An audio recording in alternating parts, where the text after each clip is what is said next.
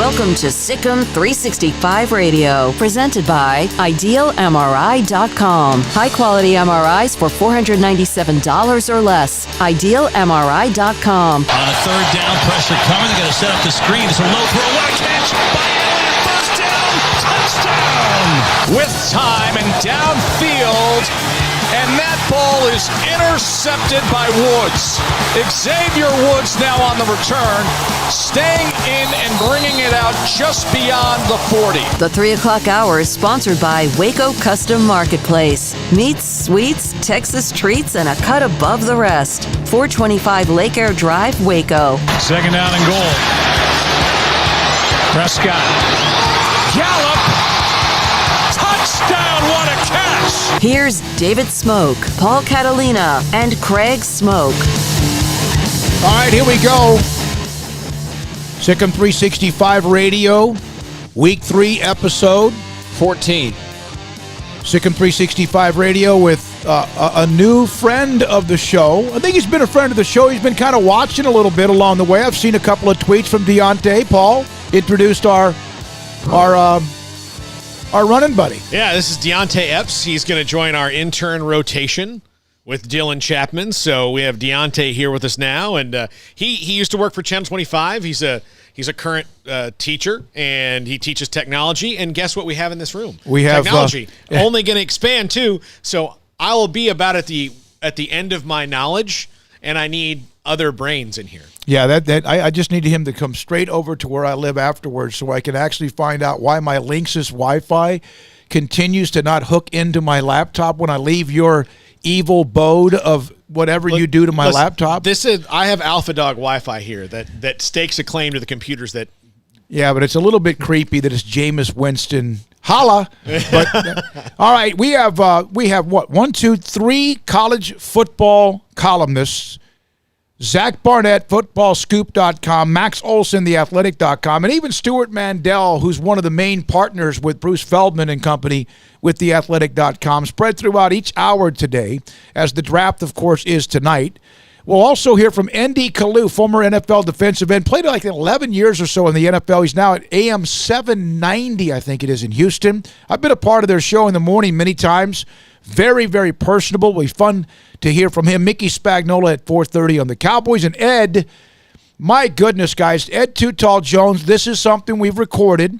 We have to be like the PGA Tour, like on CBS. If there's a shot, this was, this was earlier, because it was. But my goodness, he was fantastic. Yeah, we got a chance to talk to him after the show yesterday. So once we signed off, we had a couple of minutes before getting on the phone with Ed and got that in the tank last night, about 20 minutes with an absolute legend. And you can tell, I think, with especially these former Cowboys players that, they do interviews from time to time still, but I think they just enjoy, and maybe even more so because of quarantine, everybody's just a little bit more lonely or a little bit more, in the mode of wanting to talk because we haven't been doing that a whole lot lately on a regular basis. But he was just very open and very fun, and it seemed like he was having a good time talking to us, so I think people will enjoy it. We'll have that today. I debated with everybody. We had a mass text. I was like, okay, we have Too Tall Jones. It's a long interview. We do that off the top because his memories of the day of the draft, back when it was on Saturdays in '74 and forever,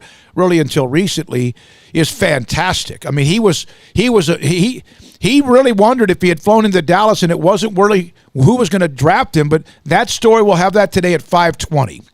Our first guest will be at 3:30, and again, Zach Barnett from footballscoop.com and also College Football Talk. He just recently, I think it was Wednesday, had a nice column on Baylor head coach Dave Aranda.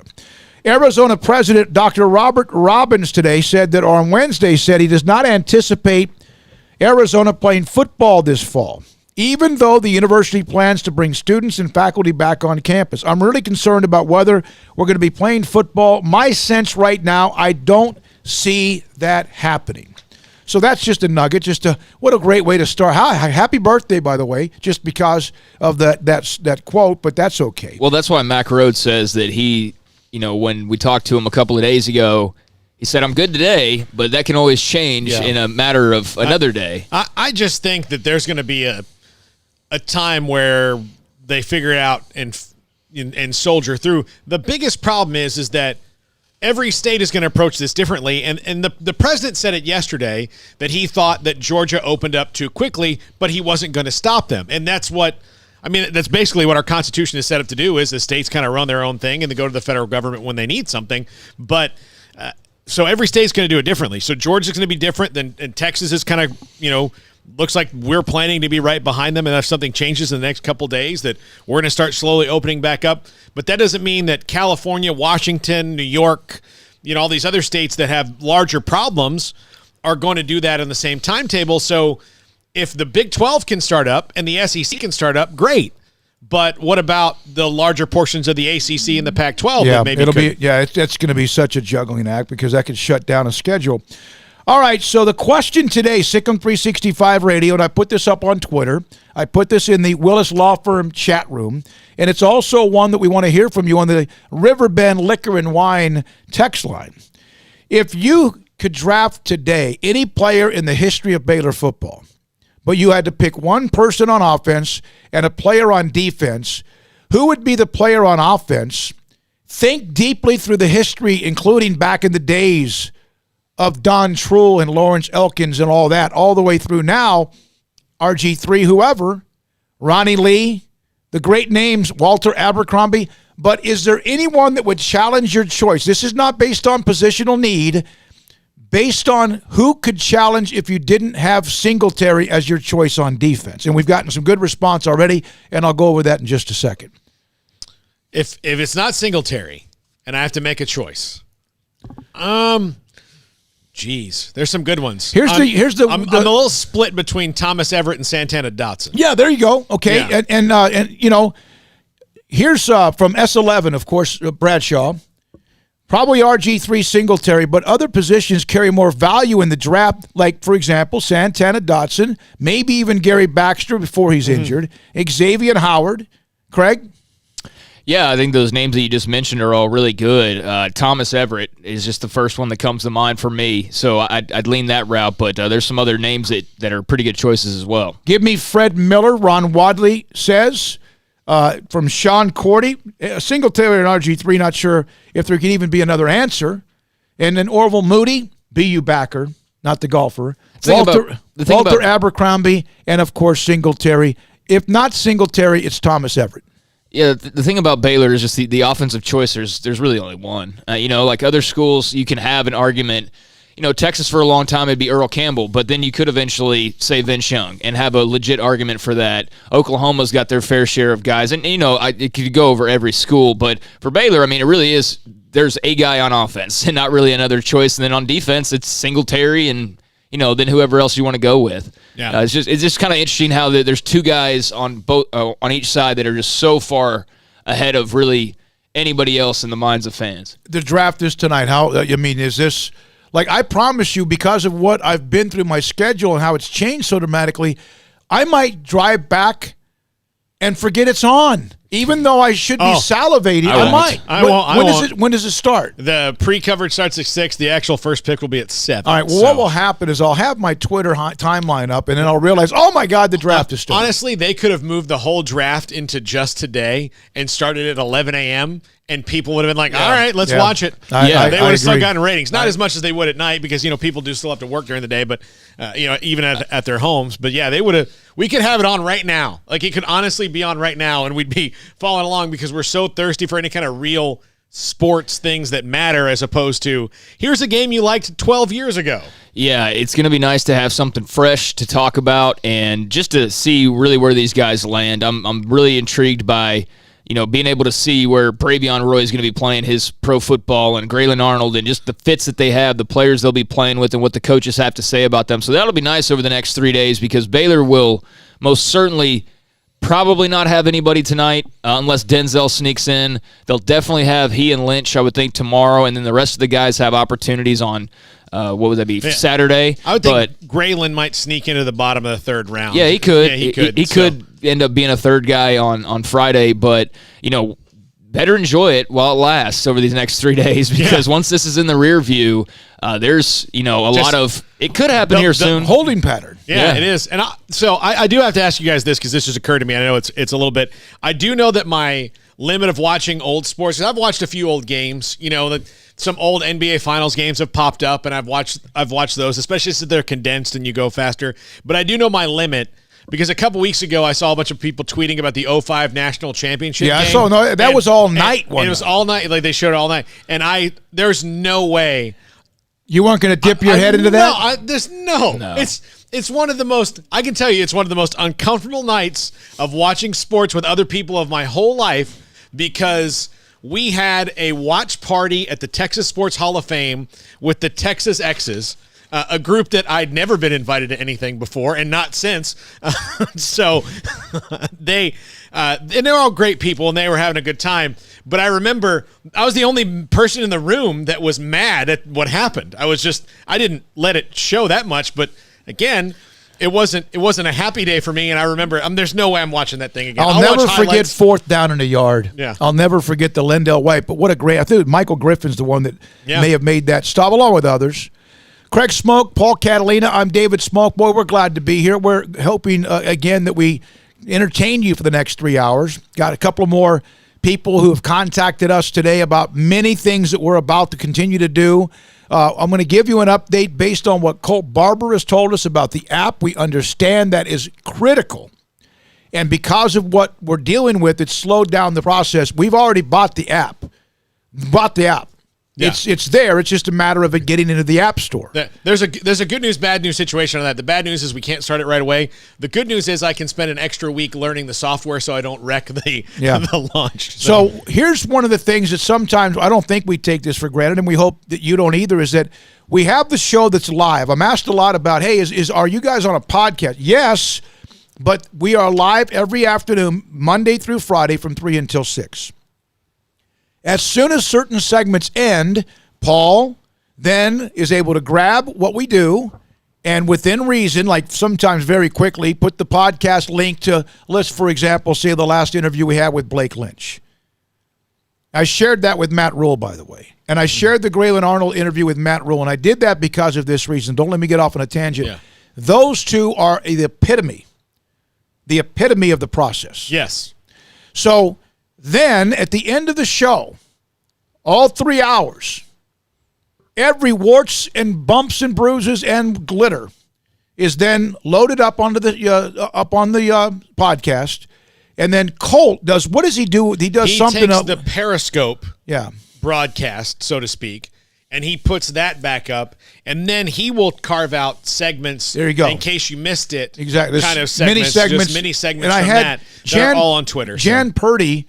Jan and Tom Purdy were huge listeners of what we did on the radio, and this is Sikkim 365 Radio. She even told me, she goes, I really enjoy the little the segments that you can just kind of just click on that and go with it. Of course, we can't do any of this without our sponsors, including our title sponsor, Ideal MRI. And if you go to iTunes or Stitcher or Spotify, and I believe TuneIn, you can go to Sikkim 365 Radio, and we're on the Google Play Store and all that stuff. So we're on all those that you can subscribe to podcast, and every individual segment plus every full show is on there. So if you just want to subscribe and get what you want, it's all right there. Leon's the first on the Riverbend Liquor and Wine hotline. Are you having live draft show tonight? No, I mean the draft. I'll be telling you, we're not competing with them. Even though, did you hear about Todd McShay? No.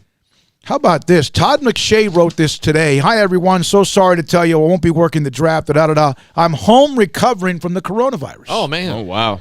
That's like Santa can't get on the sleigh. Yeah. Also want to assure everyone I'll be back. Thanks to the tireless work of healthcare workers and first responders, you are truly our nation's heroes. In the meantime, I'll be watching Trey Wingo and Kuiper. Keep him in line, Trey. They might actually have more people watching. McShay's got his haters. He's got a little bit of that Simon Cowell to him in a way. Yeah, he does. All right, the draft. Yeah. Is this one of the easiest, barring a trade, and there will be trades, Burrow, Young, Simmons, Herbert, Tua, Derek Brown, Wills, Wirfs, Andre Thomas, are they all pretty much locked into almost everybody's top 10? I think that's the top 10. I think that's what you have. I think that's probably the top 10 in everybody's draft. Okuda's the other one. Yeah, Jeff Okudah. Who could move. Yeah. And, we'll see. I mean, Jeff Okudah is the number one defensive back by a long shot. I think it's him in the top 5, and then the next one won't go until probably 12 to 15. If the Cowboys get C.J. Henderson, Reggie Kinlaw, not Reggie Kinlaw. Javon Kinlaw. Javon Kinlaw or Chason. If they get one of those three, who do you want of those three? 254-339-1122. 254-339-1122. That's the Riverbend Liquor and Wine text line. And also on the chat room, brought to you on 365.com by the Willis Law Firm. I'm partial to, in order, I'm Javon Kinlaw, Chason, C.J. Henderson. Kinlaw's a tackle, defensive tackle. Yeah. I like Chase on. I like having an edge rusher, a guy that can get around your ends or your tackles and get to the quarterback, and he does that better than just about anybody. If they take Chase on, is that a message for anyone they have? No. Because he's probably going to step in and start pretty quickly. He's a personality that to me will be a star, marketing star. He's a very personable guy. He is. And Baylor legacy, of course. They don't really have a player like him, so I don't think that he's coming in and he's just the newer version of this guy. He's not a DeMarcus Lawrence. He's not anybody like that. So he's his own unique guy. I think he'd be a great addition. 972, the first of our Riverbend Liquor and Wine text today, other than Leon, who is, God, Leon, we love you. Grant Delpit, cornerback. Isn't he a cornerback or safety at LSU? Safety at LSU. Yeah. Yeah, and then, that's a position that you wonder, do you take a safety in the first round? I'm as excited. He's very, very active. I'm as excited to see their second-round pick as I am to see the first, honestly, because there's such a kind of a hodgepodge of equal talent to me in the first round. Like, whoever they get, as long as it's not one of these, David LaFleur picks, which I don't think they really do anymore. As long as it's not one of those, then I'm good with it. I want to know in the second round where they're starting to see their needs fall and who's going to be there, because one of their needs is a third wide receiver, and there's, you heard Dan Shonka yesterday say there's 12 guys with first-round grades to him at that position, or that could have low first-round grades. So if you're at 51 and you need a third receiver and there's a guy with a first-round grade, do you ignore some of your other maybe bigger needs in the draft because you could get something like Denzel Mims could very well be there at 51. I don't think so, but who knows with the way that people, value this kind and that kind of receiver. A lot of it depends on the runs, too, because there's those. But even though there's many wide receivers, Craig, once 5 are gone and then there's 9, and then all of a sudden you may go, even though there's maybe 18 of the top 100, your 18 might be different than others, and you might say, wait a minute, we got to maybe do something here, because next thing you know, there may be, I don't know if there's a drop-off from the 18 to the 19 or 20th guy, because if there's 18, there must be 30. I mean, it would take a hell of a drop-off for them to be in the second round and, not have a really good option in front of them. So that's why it's exciting, especially if you're looking at the wide receiver group, that they could be in that spot and have an excellent player, perhaps a first-round type of talent available there. So, yeah, I mean, receiver seems like, unless there's just some massive run, and even then, like a massive run, how many receivers have we heard are potential long-time pro, 17 guys in this draft? So, I mean, even a run on receivers, it's not going to last 17 picks, so they should have a lot of options available. Gil Brand said there's 15 or 18. Daniel Jeremiah has 18. Yeah, so you're going to be able to find a receiver just about any time you want in the first 3 rounds, you would think, and even a run is only going to last so long. But that'll be the position that a lot of people are watching. The options they have at 17 are very intriguing, although we don't know exactly what those will be later on tonight. But that's the fun that we're waiting on. 972, another one. Thank you, out of the Dallas and Fort Worth area. We love you. I look forward to the interview with Ed Jones in 1973 when I was in 6th grade. I was the tallest kid in my elementary school, and my nickname was Too Tall Hall. And guess what? By the way, on the text line, that's what your name is now. There you go. Hey, and by the way, speaking of which, we did, and one of my last questions for him, without giving away too much, was, you have people that sometimes are abnormally taller than others when they're younger, and sometimes there's kind of anxiety and you get picked on. We asked Ed Too Tall Jones about that. It's a great answer. Man, he was fantastic. We are so thrilled to be here today. Yeah. I can tell you, I never once picked on a tall kid. Never. No. So you never tried to make it look like it was better to be short? That's a tough sell. That's a tough sell. We're not buying a Cowboys. Why do you think on my license it says 5'10" and a half? Yeah, exactly. It's a tough sell. You can't, oh man, you don't have to get on a stool to get pickles off the second shelf of your pantry. But Craig's like, what are you actually, 6'1"? I'm about 6'1", yeah. Yeah, see? That's God. Look, that's all I ever wanted to be. By the way, had the prettiest, most flowing, left-handed, not Will Clark, not Ken Griffey, but very flowing a of sweet his left. swing. Yes. Yeah. He hit a home run one time when he was, what were you, Craig, in high school, but it was select ball? Yeah. He hit a home run, I believe it was in Arlington, that it brought tears to my eyes. It was so beautiful. Yeah. I went and ran to get that ball. Yeah. I was exhausted when I got back, but it did. It was unbelievable. The first one I hit in Little League, my dad, when I crossed the plate, goes, he even in 6th grade goes Kirby Puckett. And I was like, oh my God. All right, so our first guest today is Zach Barnett. We'll take a break here, or you want to wait a little bit longer? No, let's do it right now. Zach Barnett from Football Scoop. He wrote an article this week on Dave Aranda. We're going to share that with you and ask you some questions about it. Stewart, Mandel, Max Olson, Mickey Spagnola, and Ed Too Tall Jones, and there's a couple of other nuggets that we might still have before it's all said and done. I just received a text from a Baylor legacy, one of the names that you would have maybe said if it's not Mike Singletary. Who else is it? We're setting ourselves up for a hell of a day today and tomorrow, and also already for next week. Paul Catalina, Craig Smoke, Deontay Epps. I'm David Smoke. This is Sikkim 365 Radio. At Ideal MRI, we feel blessed to be a part of the Waco community. We're a small family business right here in Central Texas. Our goal is to bring down the cost of healthcare while maintaining high quality. In today's world, the cost of healthcare has never been more important, and unfortunately, significant illnesses and injuries still occur. That's why Ideal MRI is open and here to serve you through the difficult time. We offer premium MRIs just like a hospital with state-of-the-art technology and specialists, but you'll pay less. Sometimes thousands of dollars less, whether you're using insurance or not. At Ideal MRI, we accept most insurance and there are no hidden costs. We even offer financing. Everything's included in the price, and more importantly, you'll not get a bill in the mail later on. So if you need an MRI, ask your doctor about Ideal MRI. You can schedule an appointment safely from home, online in minutes at idealmri.com, or give us a call, 833-IDEAL-MRI. And please remember to follow CDC guidelines and practice social distancing. Stay home, except for the essentials, and be safe, and together we'll get through this at idealmri.com. We are facing some unique challenges at this time. We want to do our part to support not only our community, but our medical providers who are really overtasked right now. Governor Greg Abbott has required dental offices to postpone all elective dental procedures, but still be available for dental emergencies.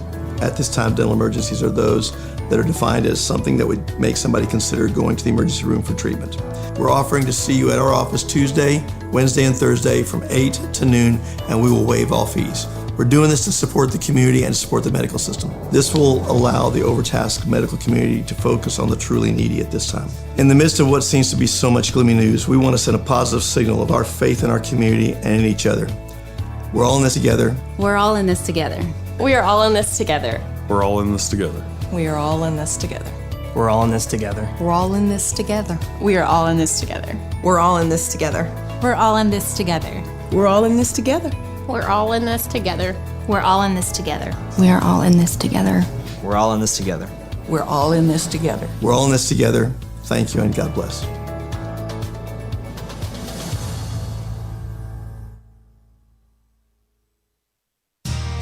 How did Edward Jones become one of the biggest financial service companies in the world? By not acting that way. Financial strategies, one-on-one advice, it's a big difference. And that's why Brad Wilson, your Edward Jones financial advisor, makes sense of investing. Experience the difference for yourself. Brad Wilson, 250 Sharon Drive in Woodway, 254-776-4337. Edward Jones, member SIPC. Hi, this is Jeff Hume, head football coach at Midway High School, and you're listening to Sikkim 365 Radio with David Smoke, Paul Catalina, and Craig Smoke. Hey, this is Bryce Petty, former starting quarterback and two-time Big 12 champion, and I know firsthand the importance of being in top shape both on and off the field. So listen up, men. If you're feeling beat down day in and day out and looking for that high-performance edge that separates the men from the boys, then look no further than the Petty Clinic Low T in Waco. Petty Clinic is a comprehensive men's healthcare clinic with an atmosphere catering to men. Board-certified Dr. Kent Petty has a special interest in offering the highest quality medical care to men of all ages. Some of the services offered include screening and treatment for low testosterone or thyroid, infertility, high blood pressure, diabetes, high cholesterol, sleep apnea, while offering comprehensive wellness exams and complete men's health lab panels. High performance men, remember, it's not just a Petty thing. This is Bryce Petty, encouraging you to reach out and Google search Petty Clinic Low T or go to pettycliniclowt.com and get your complimentary lab screening today.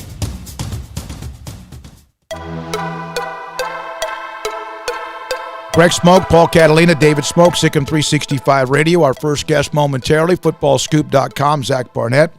And he wrote an article on building an offense and finding strength and vulnerability with Dave Aranda. That went out just a couple of days ago. You know, yesterday I said about how many, and I really didn't know how this would go. I thought maybe I would even get like, are you kidding me?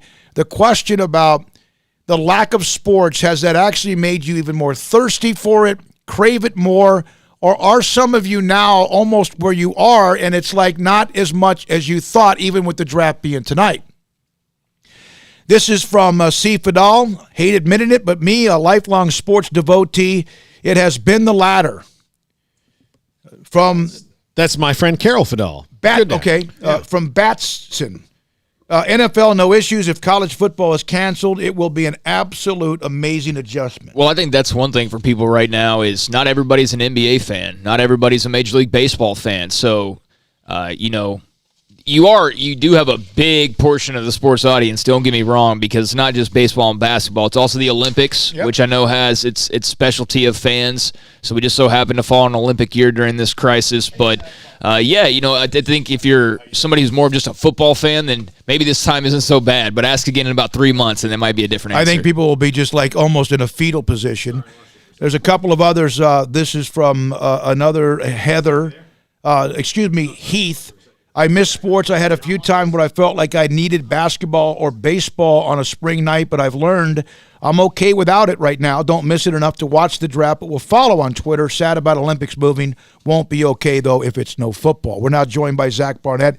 Footballscoop.com, college football talk as well. A long time, and a guy that has climbed the ladder very quickly as a lead columnist as well for Football Scoop. I love the start of your column, Zach. Thank you very much on building an offense, finding strength and vulnerability with Dave Aranda. I expected my conversation with new Baylor head coach Dave Aranda to be deep and thoughtful. I didn't expect it to be this deep and this thoughtful. Can you explain what that means? Yeah, I mean, Dave Aranda is a guy that, I haven't really personally known, but I've known of. And you talk to people that know him, and obviously he's a quiet guy, not your typical coach, basically a polar opposite personality of an Ed Orgeron, of a Matt Rule.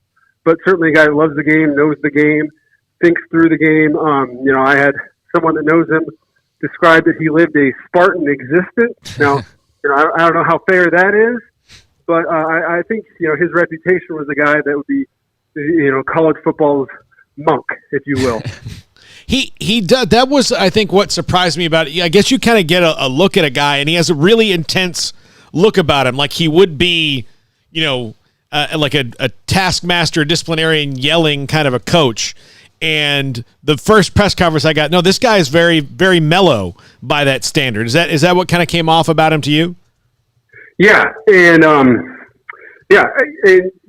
obviously before Baylor, he flirted with the UNLV head coaching job, but he was a guy that if you'd asked me a year ago, I would have thought maybe he's happy to be a career coordinator, be that guy that focuses just on ball, just doesn't have to do any of the booster stuff, the press conference stuff, just is happy living in the shadows. And certainly, he was paid very well at LSU to live in the shadows. And obviously he had a different idea and became the head coach at Baylor, and is definitely embracing his new role as the head coach of the Bears.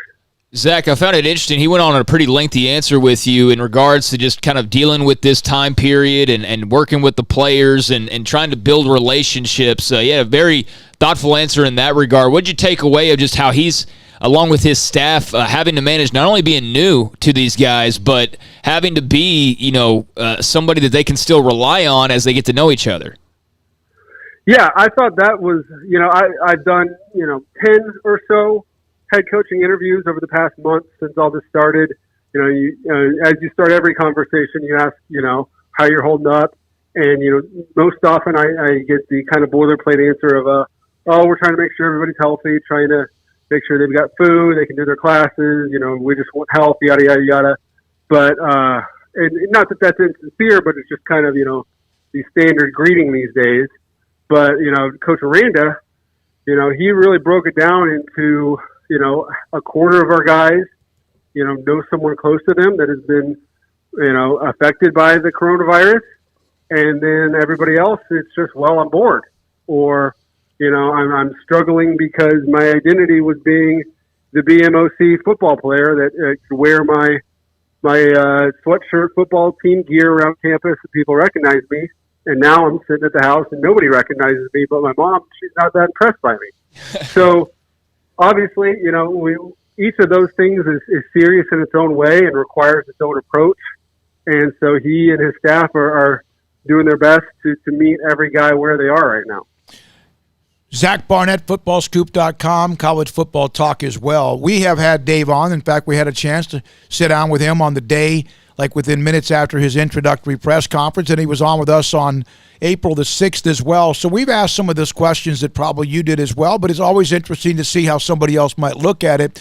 Your thoughts about how he was not afraid at all to go and find others who have been head coaches, who are now not head coaches in college football. Ron Roberts, obviously Larry Fedora, Joey McGuire. We know that relationship was critical because Joey was interested as well. Your thoughts about how he's like, hey, whatever helps us, whoever helps us, let's go. Yeah, I think that's pretty common of first-time head coaches because, obviously they've worked their way up as a head coach, and they've certainly, each guy that aspires to be a head coach, keeps a journal, whether it's on a piece of paper or in his head of things that they've seen their boss do that they'd want to emulate, and things that they've done that they thought, I'm definitely not doing that when it's my turn. So, coach obviously has his list, and he's also aware that he doesn't know everything. And so, when you come across a situation where the spotlight's on you for the first time, it's never ever a bad thing to be able to turn to a cabinet, so to speak, of guys that have walked in your shoes before and learn from their successes, but equally important and learn from their failures so you don't repeat them yourself. What do you think the most unique thing about Dave Aranda that he brings to the table is? I think you're going to be hard pressed to find. Obviously, right up the road is Gary Patterson. He's certainly a Hall of Famer, but you're not going to find anybody else in this conference that can match defensive minds with him and the type of things that he's seen and he's defended. And obviously, you're in a conference where everybody's chasing Lincoln Riley, and if you can catch and contain Lincoln Riley, then the keys to the conference are yours. So first and foremost, it starts on the field, the X's and O's, and I think all due respect to Gary Patterson, I think he's unmatched in that department. Zach, of all the coaches that you've talked to over this stretch, including Dave Aranda, how much are people freaking out right now about the prospects of no college football, just the fact that there's no spring practices for most of the teams out there? I mean, we've got the draft to kind of blind us for the moment, but what's kind of the temperature that you're getting from the coaches out there with all of this uncertainty? I'd say the coaches that I've talked to are more optimistic than I think the public writ large. And I think there's two reasons for that. First of all, is their job is to be the face of the organization and motivate their guys. So and they're I think they're all freaking out in their own ways about what each guy's home life is like, and how much he's getting to eat, how much working out he's getting in. And certainly, I think if they know that their players sense that, oh, coach doesn't think we're going to play until January, I can relax today. That's what they want. They want their guys to be at optimum level whenever that is. So they're projecting a brave face. And at the same time, I think that's also just because, it's a defense mechanism for all of us right now. What else? We're all helpless right now. So the best they can do is plan for the best and hope for the worst, but most certainly put that brave face out there. Have you had a chance to ask other coaches what they think of Aranda that you do cover in college football and the hire that Baylor made? Yeah, I mean, it's a widely respected guy. I mean, we are pretty close with the LSU staff, and those guys did not have enough good things to say about him. Obviously, he's the highest paid defensive coordinator or assistant coach in college football. So you know what the LSU administration thought of him. But, very smart guy, very great character, just a great guy to have in your organization, a guy that cares about his players and certainly knows how to put them in the position to succeed. Is there anybody, Zach, that you were looking to make a jump? And I know that, the season right now is a mystery, but just in terms of if all things were normal, who amongst the group behind OU and Texas, and we'll even include Baylor in that mix, I guess TCU's had success, but who of like the Techs, the West Virginias, those schools do you feel was on the verge or is on the verge of having a big year in 2020? I mean, I think you got to go Oklahoma State. I think we were all shocked when Tylen Wallace and Chuba Hubbard came back. So to bring back their triplets and assume Spencer Sanders is healthy, Oklahoma State thinks that they're making a run for a national championship. Now, I don't think they have the horses to do that, but I absolutely do think they can make a run to Arlington in the Big 12 championship game if they stay healthy and if Mike Gundy doesn't infect everybody with coronavirus by then. Just got to get him on that. Get him back on campus. Yeah, got to get him back on campus. Zach, you know who they kind of pictured as the quarterbacks that are going to be a top 10 pick with Burrow, and then there's the debate about Herbert or Tua. Your thoughts about what are your thoughts if you were a general manager and you obviously Burrow's gone and you were in that 6, 7, 8 range, whatever, and you needed a quarterback? Who would you take, and does Tua and his injuries, would that bother you? I think either way you're grappling with the unknown, but the two unknowns are very, very different. Herbert is a guy that's played a lot of football, and his strengths and weaknesses are very apparent. He's got all the tools that you like, but he's just not as quick as Tua and not as quick as Burrow mentally. There are too many times as a senior he was making throws that he was still making as a freshman. So if you're the GM, you got to ask myself realistically, are my coaches good enough to coach him out of that? Versus Tua, he was just about darn near a perfect prospect, if not for his injuries. Obviously, there's only so much your coaches and medical staff can do about that. But I would rather grapple with the unknown of Tua's health, because my gosh, does that ball look pretty when it comes off of his hand. I mean, I think the first time we saw him throw a pass, whenever that was, it's just different when it comes off of his left hand than it is other guys. Mm-hmm. So I even, no knock on Joe Burrow, but Tua throws a prettier ball than him. He's not afraid to pin it into tight windows, yet at the same time, I mean, he set the efficiency record last year and was on track to break it this year if he hadn't gotten hurt.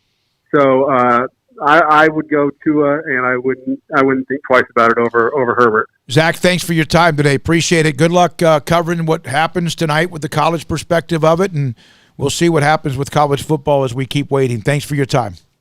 Thank you guys for having me. Zach Barnett, he of Ken with Football Scoop and also College Football Talk. I really liked the tail end of the article. It's just a Q&A basically, but Aranda gives some really long, thoughtful answers. And in one of the last questions, Zach asked him about Briles and Rule and how they mostly recruited in Texas, and asked Aranda whether he saw himself following that same model or maybe using some of his Southeast ties built up while at LSU. And he's also got some Northern ties as well with the Wisconsin stint. So Aranda said that per the part about doing their shopping in Texas, that they're going to want the physical skills to be measured, verified track times, verified camp times, which is a little bit more difficult right now, obviously, because they can't have camps. But basically, you're going to want some part of this young man, this athlete, to have an elite trait about them. So you're looking for that elite athleticism or an elite trait.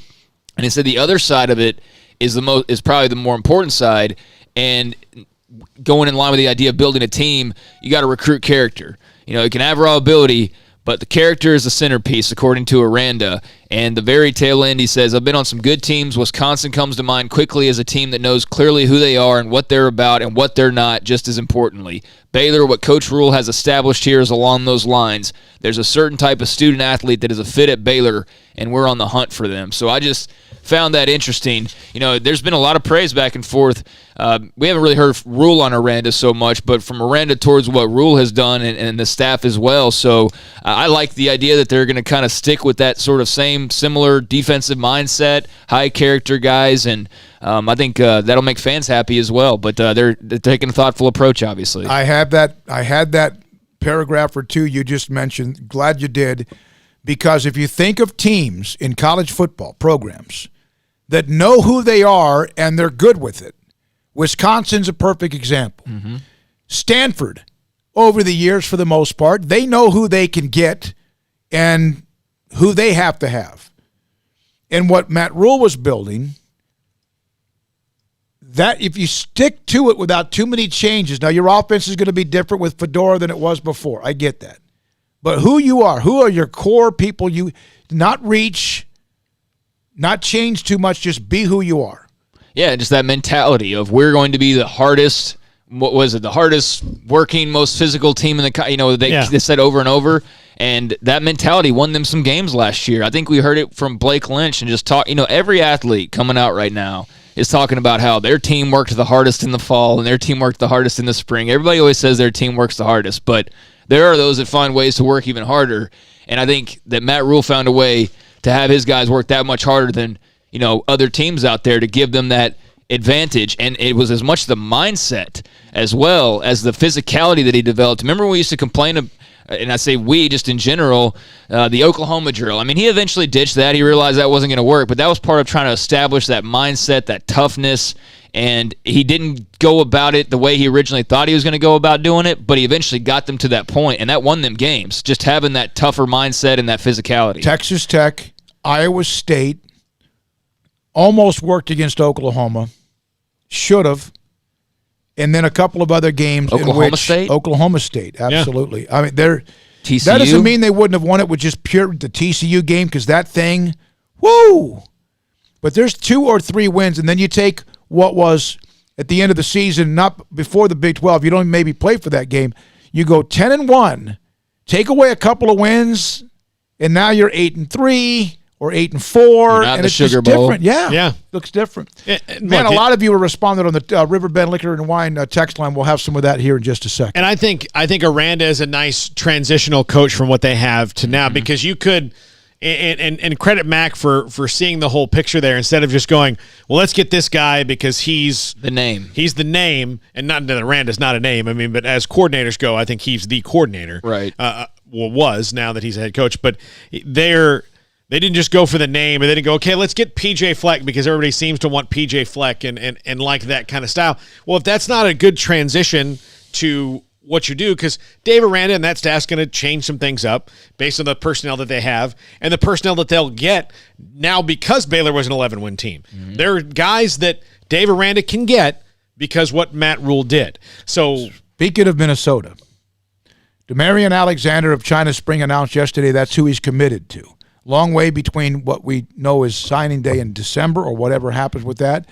He had an offer from TCU, I think Baylor and a few others, but speaking of Minnesota and PJ Fleck. Yeah, I think they're 4th right now in the Rivals rankings. Yeah, and Texas Tech's like a borderline top 25 team. So I mean, it's early on in the recruiting rankings, but I do think that that's a school with PJ Fleck's personality that he just is able to draw a certain kind of kid, and they're going to have some success there, and they already have. I think they're going to be kind of a perennial 8, 9, 10-win team. 10 wins on certain special years.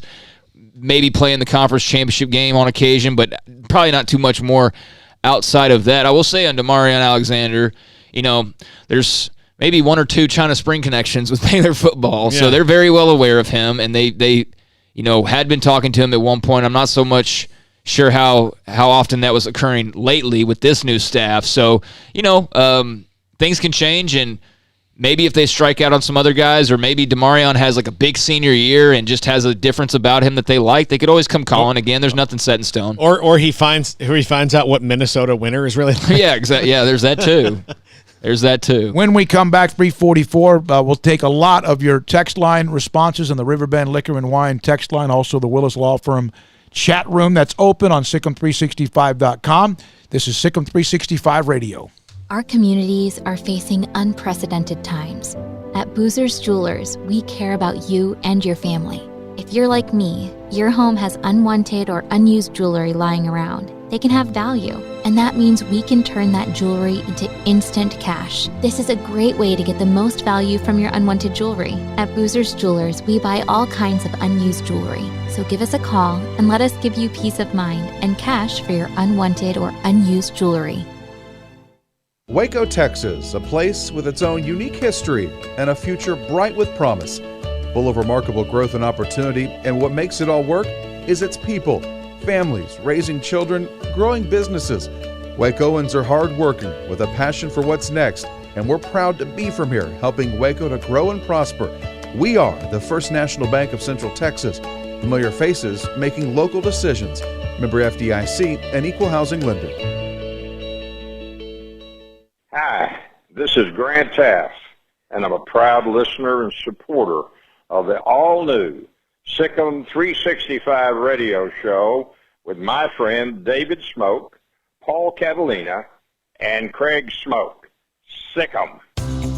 Ideal MRI is a small family business right here in Central Texas. We are open to support our community through this crisis. When you need an MRI, ask your doctor for an Ideal MRI. Visit us at idealmri.com or call us at 833-IDEAL-MRI. I hate my job, but I don't mind getting up in the morning. I dread each day, but I can't wait to get out of bed. You ask me why, and what I'll say to you is true. Well, you can get breakfast tacos at Rudy's Barbecue. Scrambled eggs and brisket, they ain't fooling around. Salsa drap, son, they're the best in town. Barbecue for breakfast, yes, it's true. Put a smile on your morning at Rudy's Barbecue. Next in line. Hi, this is Mart High School football coach Kevin Hoffman, and I'm a proud listener and supporter of the all-new Sikkim 365 radio show with David Smoke, Paul Catalina, and Craig Smoke. In this day and age, you must be able to change how you do business. Think outside the box to ensure that you service your customers. And at Waco Custom Marketplace, we've created our own drive-thru for your Monday, Wednesday, and Friday shopping needs, 10 a.m. to 6 p.m. So you can still order and enjoy from our great butcher shop and bakery, including 2 pounds of 8-ounce salmon fillets for $24.05, 2 pounds of 4-ounce catfish fillets for $4.90, sliced ham or turkey, American cheese and smoked sausage, fresh chicken breast, 3.5-pound whole chickens, sliced bacon, boneless pork chops, 80/20 ground beef, 4 pieces of sirloin steak or 4 pieces of ribeye steak from $19 to $35. Marinated beef or chicken fajita meat plus a loaf of bread. Fresh carrots and Idaho or red beet potatoes or white onions. Pinto beans and white rice, flour tortillas. So the great product, customer service, and tradition continues at Waco Custom Marketplace with a drive-thru only Monday, Wednesday, Friday, 10 a.m. to 6 p.m. Waco Custom Marketplace, 425 Lake Air Drive in Waco.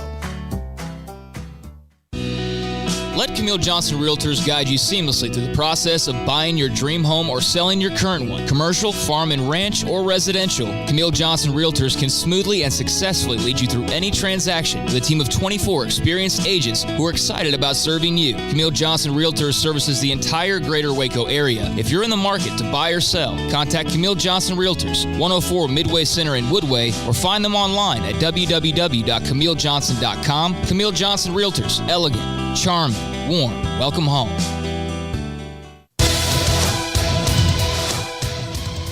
Sikkim 365 Radio, 4 o'clock hour. Max Olson will join us from The Athletic. Mickey Spagnola, athletic.com. Mickey Spagnola will join us at 4:30. Cowboys have the 17th pick in the draft. Also, ND Kalu and the Texans in their offseason and the draft.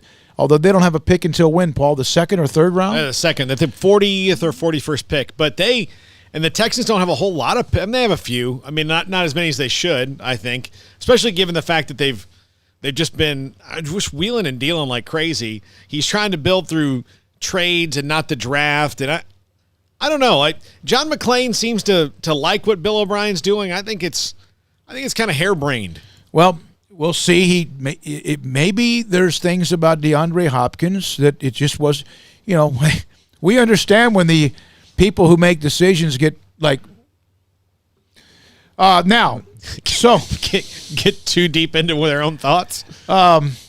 Here's a great question.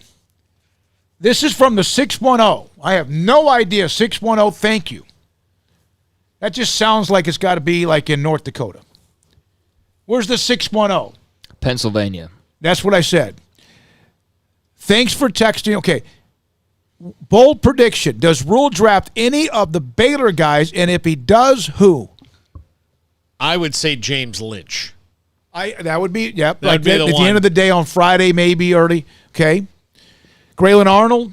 I mean, I could see any single one of those guys being a Matt Rule pick. I mean, he knows them all so well. I think in particular, I say yes, he will draft a Baylor guy. I'm not totally confident in that, but I will say yes just because there's a lot of them, and he knows them better than anybody. As far as one in particular, though, I don't know. I really have no idea because I think there's just too many options to really narrow it down. It probably won't be a Denzel because that won't be a pressing priority for them when he's getting selected. James Lynch, I could see, though. Really, I look more at like the Bravion Roys and the Blake Lynches and the players who maybe aren't getting a ton of love or maybe a little bit more mysterious to the scouts out there because of a lack of combine and pro days, that they're good players. They're just maybe not getting as much attention as they should, and Rule could be able to take advantage of that and realize, hey, I got a really good return man / nickel and Graylin Arnold now. So I do think he'll take somebody, probably not Denzel. That's the one guy I would rule out just because of how high he's expected to go. But everybody else, I think, is pretty much free game. Well, here's from Travis and Axter. Go ahead. What do they not need? I don't know the Panthers well enough to. But I mean, okay, do they have a wide receiver that's? I mean, Curtis Samuel had a really good year last year, and he's on the way up, and they've got. But do they not need a wide receiver? They probably do. Do they? I mean, the running back they don't. They lost Kuechly. They've lost Cam Newton. Yeah, they've lost. So I mean, Teddy Bridgewater. Wasn't there an offense? A tight end, Olson. Yeah, I mean, there's everything that they need. So how about me digging into Olson? Yeah. From Travis and Axtell. I'm beyond ready for live sports to be on TV. It's not like watching baseball season, but since the NFL draft will be as close as we get, you better believe I'll be glued to my TV all evening tonight. I can't get interested in watching ESPN air reruns for the last month, which is, what they've done. Leon says Clay Johnson to Carolina. There will be 2 or 3 undrafted players, perhaps. Mm-hmm. A Clay Johnston or someone like I don't know where Hasty's going to go if he is. Hasty is going to be in a camp because he'll do whatever you tell him to do. Right. I mean, he'll run down on kick like we said the other day. He'll run down on kickoffs, and he's a dream free agent for a lot of teams because he's fast, he's strong, and he'll do what you need him to do. And he'll have no preconceived notions about what his role really is. Yeah, he'll be a borderline when all is said and done. Practice squad guy, probably, at least early on in his career. It's hard to envision him making a 53-man unless somebody's just so reliant on, pass blocking, run blocking, and those types of things. So there's going to be a couple of guys that are like that, but you know what? Those guys turn into great stories when they're able to make the team and stick on a team, and I know that's the mindset of a lot of these players. So they're going to have a lot of opportunities. I mean, we're going to be talking by the time Monday rolls around about 7, 8, 9 guys signing with teams, and probably a handful of those being drafted. The other thing about Hasty is he is, like I said before, he's extremely coachable, but he's just now he was just now at the end of last year hitting his stride as an effective player, because for a long time he was just dancing in the hole. And what did Matt Rule always said he wanted his players to do? Just play run their best football. Yeah.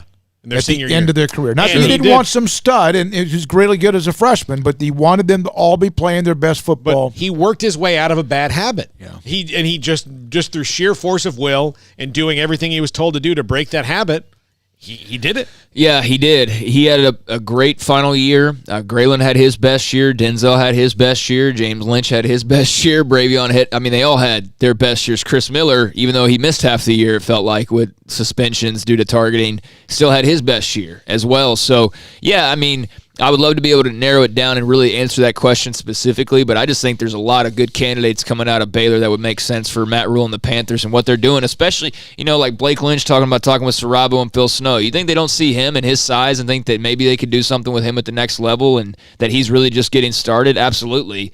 You don't think that they don't see that James Lynch is really just getting started? Absolutely. So, I think there's a strong chance of that. From Nate and Hewitt, he was the 610. Hey, it's Nate and Hewitt, my old call-in radio name.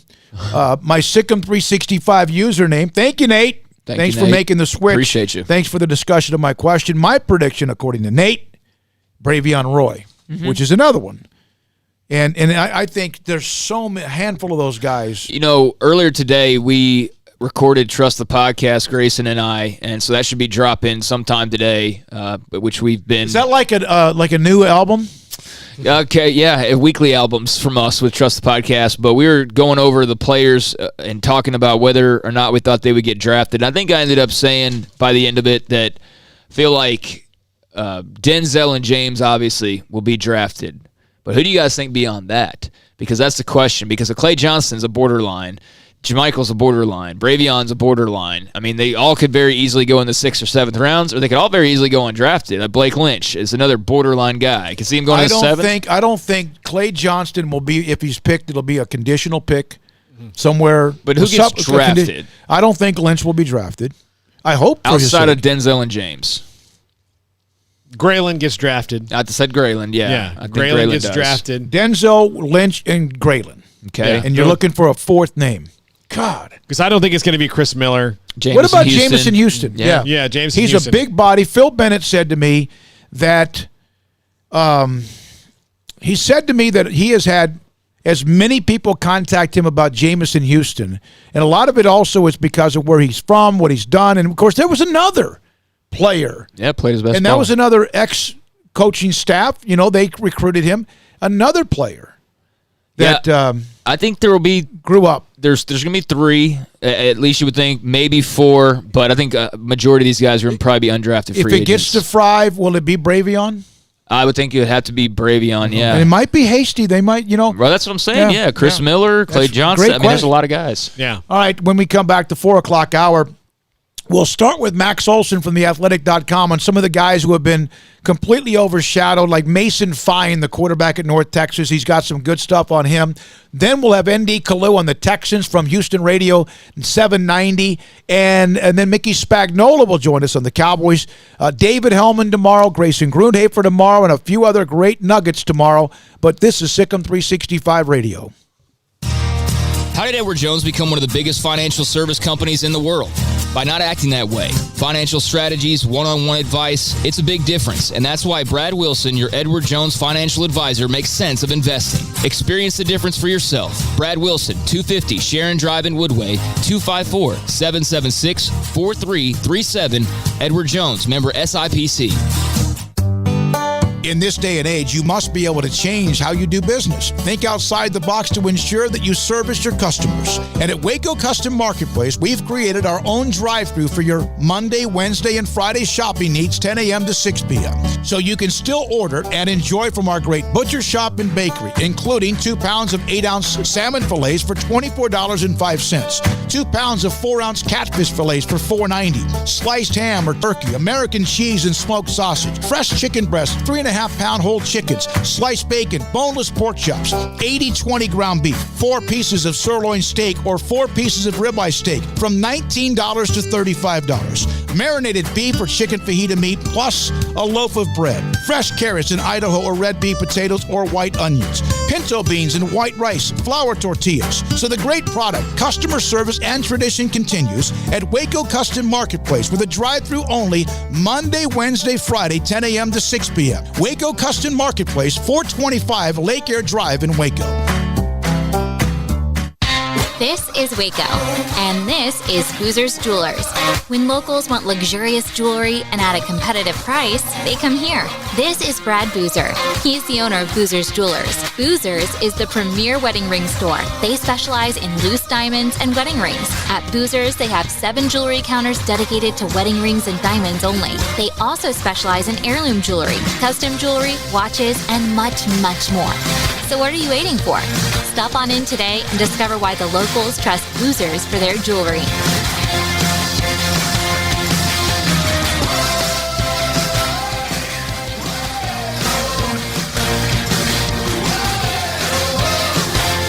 Y'all listen up.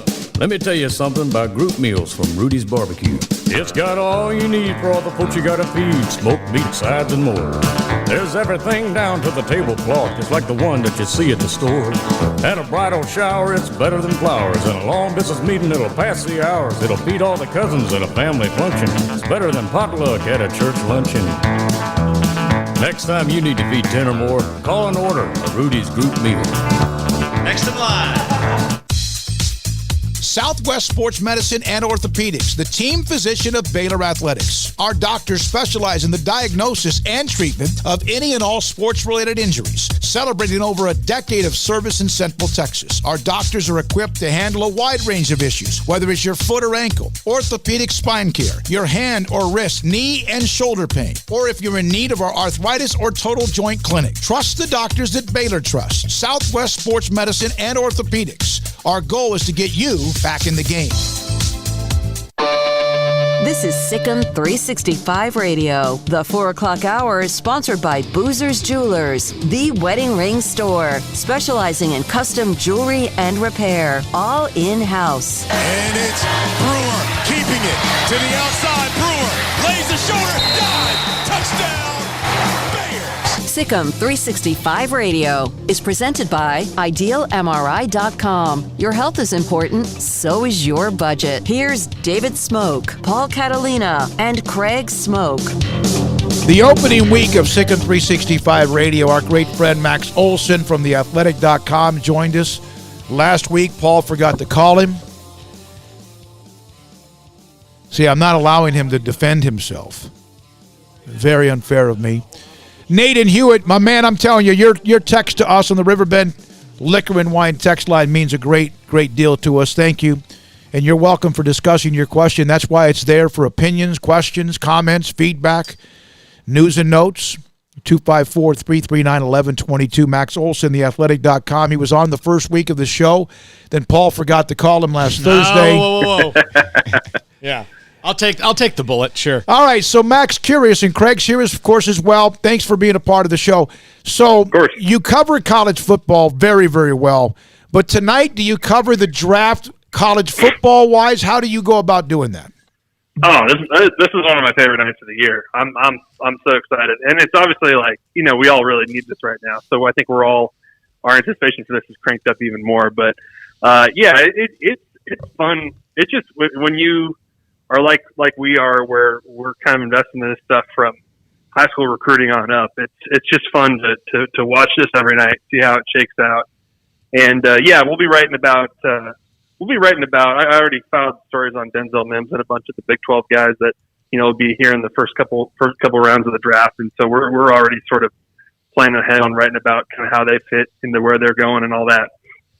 Max, for some of the guys that get overlooked, I know this is where, especially as a college football writer, that's got to be kind of exciting, is finding those guys that nobody's talking about that might get picked in the second, third, fourth round, and doing that. Do you have any of those guys that you think are getting overlooked a little bit buzz-wise? Well, I think Jordan Brooks from Texas Tech is going to be there's a pretty good chance that he's going to be involved on day 2 of this field, but he's a really talented player who really put it all together this year for the Texas Tech new staff there. I mean, that's a dynamite player, plays really hard, hits really hard, a little bit shorter than maybe your prototypical linebacker, but a guy who can run a 4, in the 4.4 is a really fast player. Just really, I think, fits into kind of today's NFL. So I like how he fits. And then, Devin Duvernay, what you saw from him at Texas this year, it's such a loaded receiver draft that a lot of these guys are going to fall later than you think. But just with the combination of the speed and then how physical he plays, I think he's going to be a stud. Watching Denzel Mims grow from, freshman year, got a little bit of action to what he became, Max, by his senior season. Matt Rule said, and we brought up a little while ago, he wanted guys playing their best ball by the time they were seniors, and that rang true for basically all of Baylor's upperclassmen. But how cool has it been from your perspective to watch the growth of a guy like Denzel, and what have you made of just this rise that he's been on to where, there's even talk of him potentially being able to sneak into the first round later on tonight? Yeah, I mean, it makes sense from a draft standpoint when you just talk about a guy like that who has some really, really freaky traits, with just like the super long arms, the 40 time, the 3-cone drill, like just, and that's not a surprise to anybody. You knew he was like that kind of an athlete coming into Baylor, but it's cool to see for him. I know I remember talking with Matt Rule last summer about him, and they were really sort of they made it very clear. They were always very honest with Denzel. I think he appreciated the tough love from Matt Rule and that staff. That look, going into senior year, it's now or never, dude. Like, I think they knew. They told him, like, this is your time to shine. Like, we know what kind of player you can be. We need you to be that kind of player who's dominant for 12 games or 13 games, and not just for a few. And I think you saw that wasn't completely the case in 2019, but I think you saw that dude is just a really different kind of athlete in a really loaded year for receivers, and it showed a lot of weeks for Baylor when they could get him the ball. Just what a talented pass catcher he can be, and just to be that big and that fast it can be really unfair. So yeah, I'm fascinated to see as we get late into the night here. Could he be a first round guy? I think it's possible. Max, we had somebody on the text line, the Riverbend Liquor and Wine text line, asked this question: how many players from Baylor will Matt Rule draft, and if the first one he drafts, who will it be? Oh, that's a good one. I mean, I've seen James Lynch like kind of linked to them in the second or third round, and I kind of get that, but I don't know. Like you talk about like a Bravion, for example. Like, Bravion has not really gotten a lot of draft hype, but like you have to think that coaching staff, Frank Oakham and those guys, would absolutely want to have him on their team, and if they can get him in the late rounds of this draft, they're going to be tickling themselves, because everybody else might not value Bravion Roy like that, but they absolutely do, because they know he was a program changer for their defense last year. So I'm curious to see. I could definitely see at least one of them. Cliff, when he went into this position last year, Cliff kind of avoided that. He took Hakeem Butler from Iowa State, who he knew really well, and obviously he knew Tyler super well. But you always wonder if those guys are going to end up kind of leaning on what they know best. Max, Big 12 wise, some of the guys that might get picked. I'm thinking Devin Duvernay from Texas. Is he going to be really the only guy from there, or do you see anybody else going from UT? Colin Johnson will get drafted at some point. He's kind of a mid-round guy. He's been in a tough spot during this draft process just because he was injured, so he couldn't really compete at the combine. Then you lose the pro day. So there's questions about durability. There's questions about kind of where his speed's at, and it's hard for him to solve that without pro day. But I still think he'll be a third or fourth round kind of guy. I could see Malcolm Roach getting drafted later in the draft for Texas, and we'll see about Zach Shackelford, who's was a really good leader for them at center. I could see him potentially, maybe being at the end of the draft or a priority free agent. There's someone Brandon Jones. Brandon Jones would have a chance to get drafted, I would think, too, at safety. Yeah, kind of crazy, because there's like three guys you mentioned that at one point in time, if we were to rewind about 3 years ago, thought maybe could potentially be first-round picks one day, but that's just kind of the way their careers went. Max, how excited do you think Gary Patterson is for this draft, given the potential that TCU has for maybe some first-round picks, but certainly we'll have a number of guys that get selected?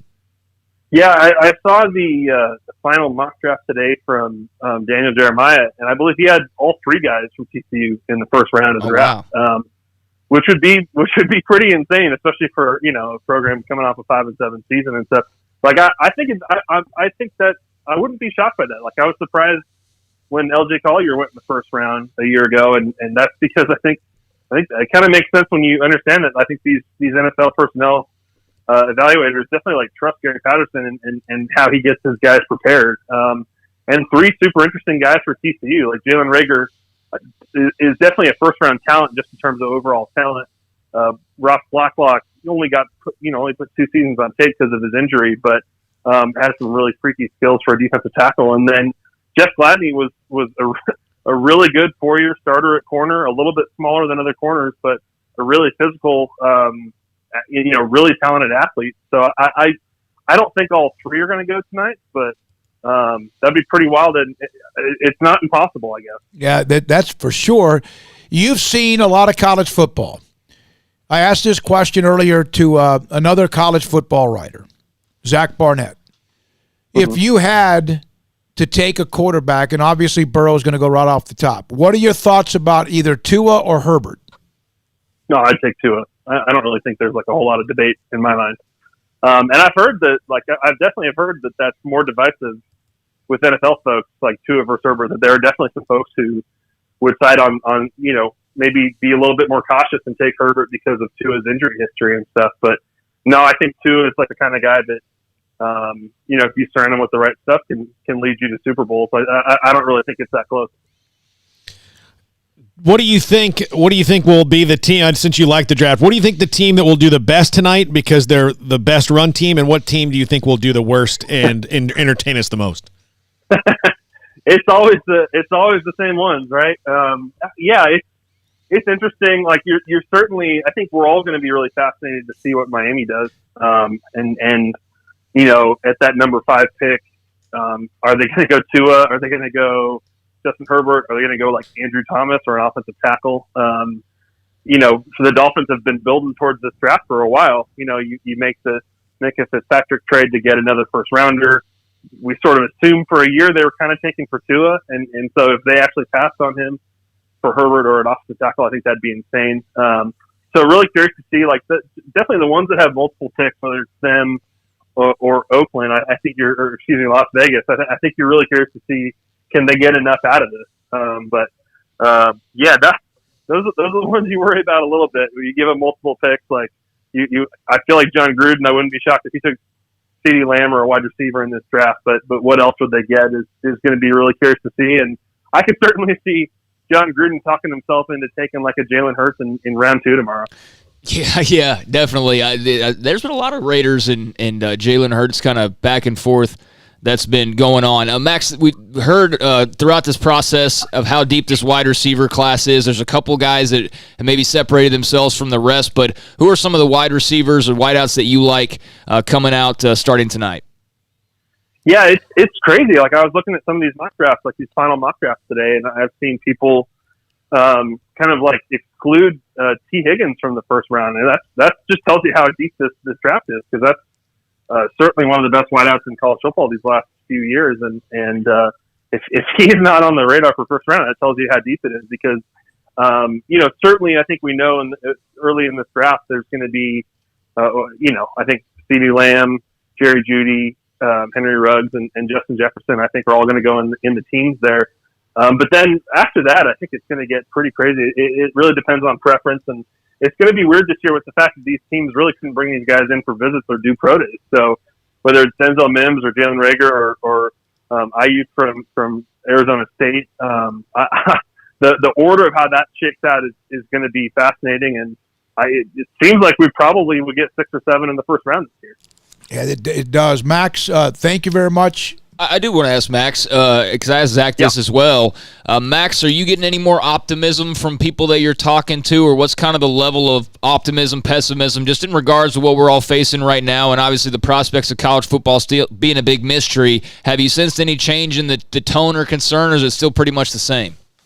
Well, I mean, look, let's be honest. Like we're starting to see some of these universities are already saying that they're going to be these athletic departments are going to be, laying off workers and stuff like that. And you've seen these coaches start to take pay cuts and stuff like that. So clearly I think these schools are really starting to address the short-term problem of the money they've lost, and how do you kind of stop the bleeding here a little bit. So I think that seems to be kind of taking priority right now, is how do we get through these next couple of months. But, certainly I think we're still at a point where if anyone tells you with some certainty they know what the fall is going to look like, they're lying to you. I think that I really don't think anybody knows, and I think there's certainly a lot that has to improve over the course of the summer before we can feel confident in saying that students are going to be on campus in the fall. I just think there's a long time and a lot of things that from testing to the curve to everything that has to show real dramatic improvement for us to feel like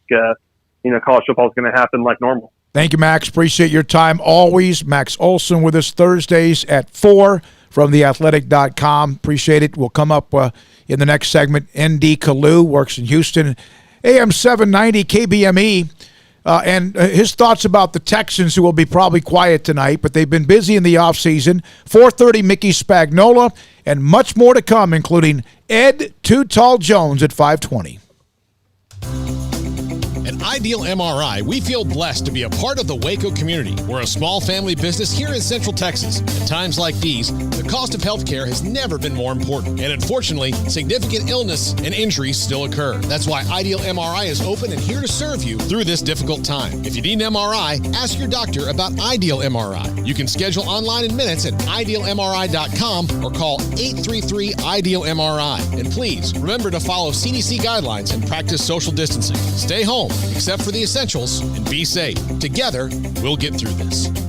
Hi, this is Grant Taft, and I'm a proud listener and supporter of the all-new Sikkim 365 radio show with my friend David Smoke, Paul Catalina, and Craig Smoke.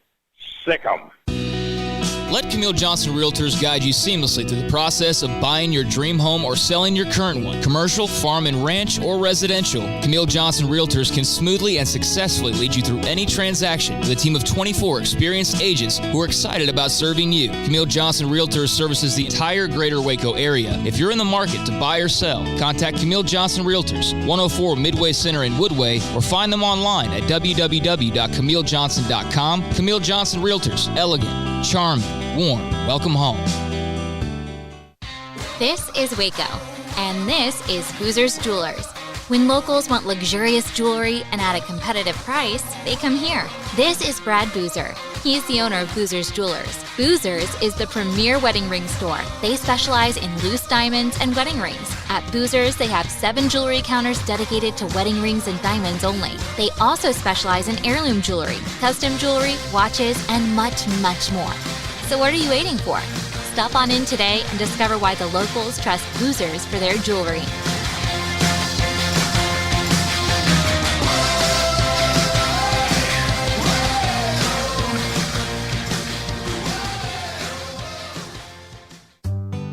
In this day and age, you must be able to change how you do business. Think outside the box to ensure that you service your customers. And at Waco Custom Marketplace, we've created our own drive-thru for your Monday, Wednesday, and Friday shopping needs, 10 a.m. to 6 p.m.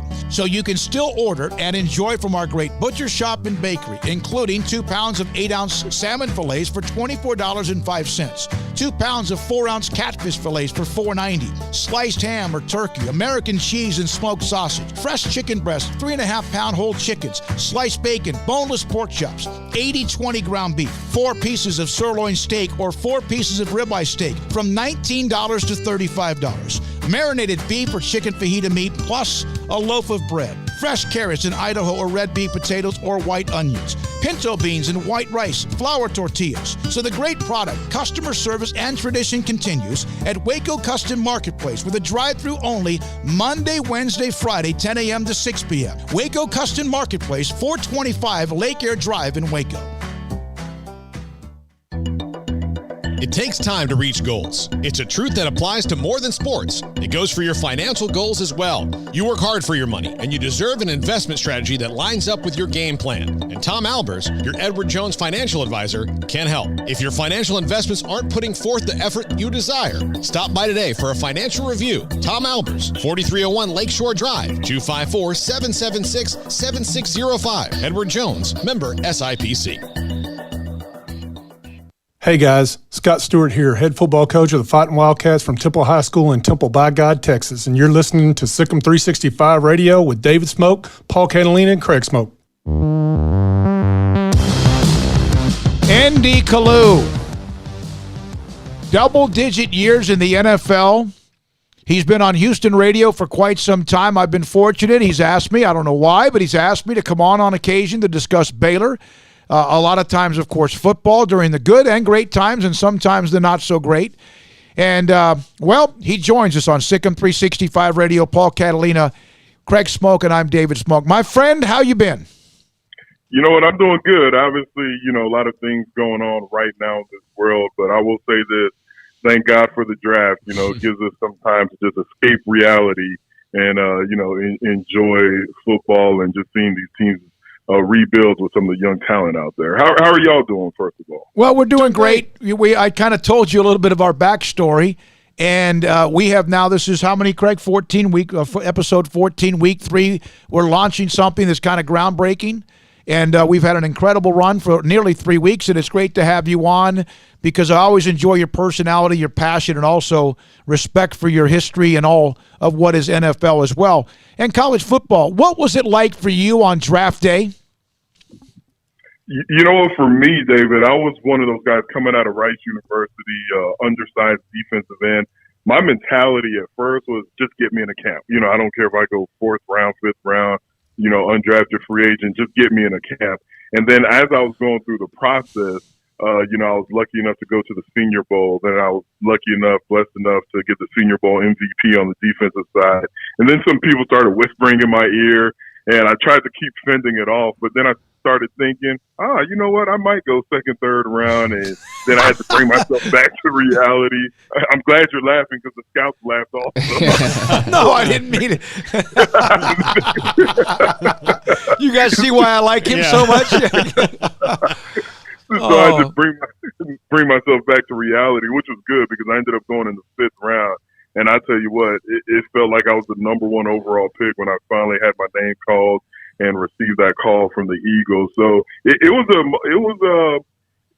emotional roller coaster because the first 2 rounds I just enjoyed it because I'm a football fan first and foremost. So I just enjoyed, you know, watching the draft. Then when you get to the 3rd round, all the way to the middle of the 5th, you start thinking like, is this going to happen? Is it not going to happen? You know, am I going to be one of those stories where, you know, for whatever reason you slip through the cracks? So then you get a little bit nervous. And like I said, once you hear your name, it's just, you know, all celebration, and that celebration song goes off in your head, and you really appreciate that day. You played from 97 to 2008. You're a 5th round pick. If you can come out of the draft, any of the 32 teams who have a 5th round pick, some have multiple, some have none. But if you come out of the draft with a guy who's a 5th round pick who plays 11 or 12 years in the NFL, isn't that a huge win? You know, one, I appreciate you saying that. I think so. I think it's a huge win for the individual, but not so much for the team because mine's a little different. I was drafted by the Eagles, played my rookie year, then I got cut my 2nd year. Then the Redskins picked me up. I lasted 3 years there, and then I went back to the Eagles and signed a 5-year deal and played the whole 5 years there before finishing in Houston. So my point is, there's a lot of you know, guys that I've played with. They were late round picks, but it's not like they spend the quality years with the team that picked them in the late round. Yeah, now, if you're a guy who plays for that team 5-6 years, then it really makes your scouting department look good. Andy, you're in Houston. You cover the Texans. I don't know what Bill O'Brien is doing with draft picks, and he seems to get some value back for them, but you don't win by trading away your 1st round draft picks very often. What is he doing? Is this going to work? You know what? That's literally the number 1 question on our radio show here in Houston. What is Bill O'Brien doing? And people call my show, you play 12 years, you study the game, what's he doing? And I hate to be truthful and say, I don't know. I'm literally saying your guess is as good as mine. And I do believe, though, you have to give it time, you know, and they hate when I say that because he's been here 7 years.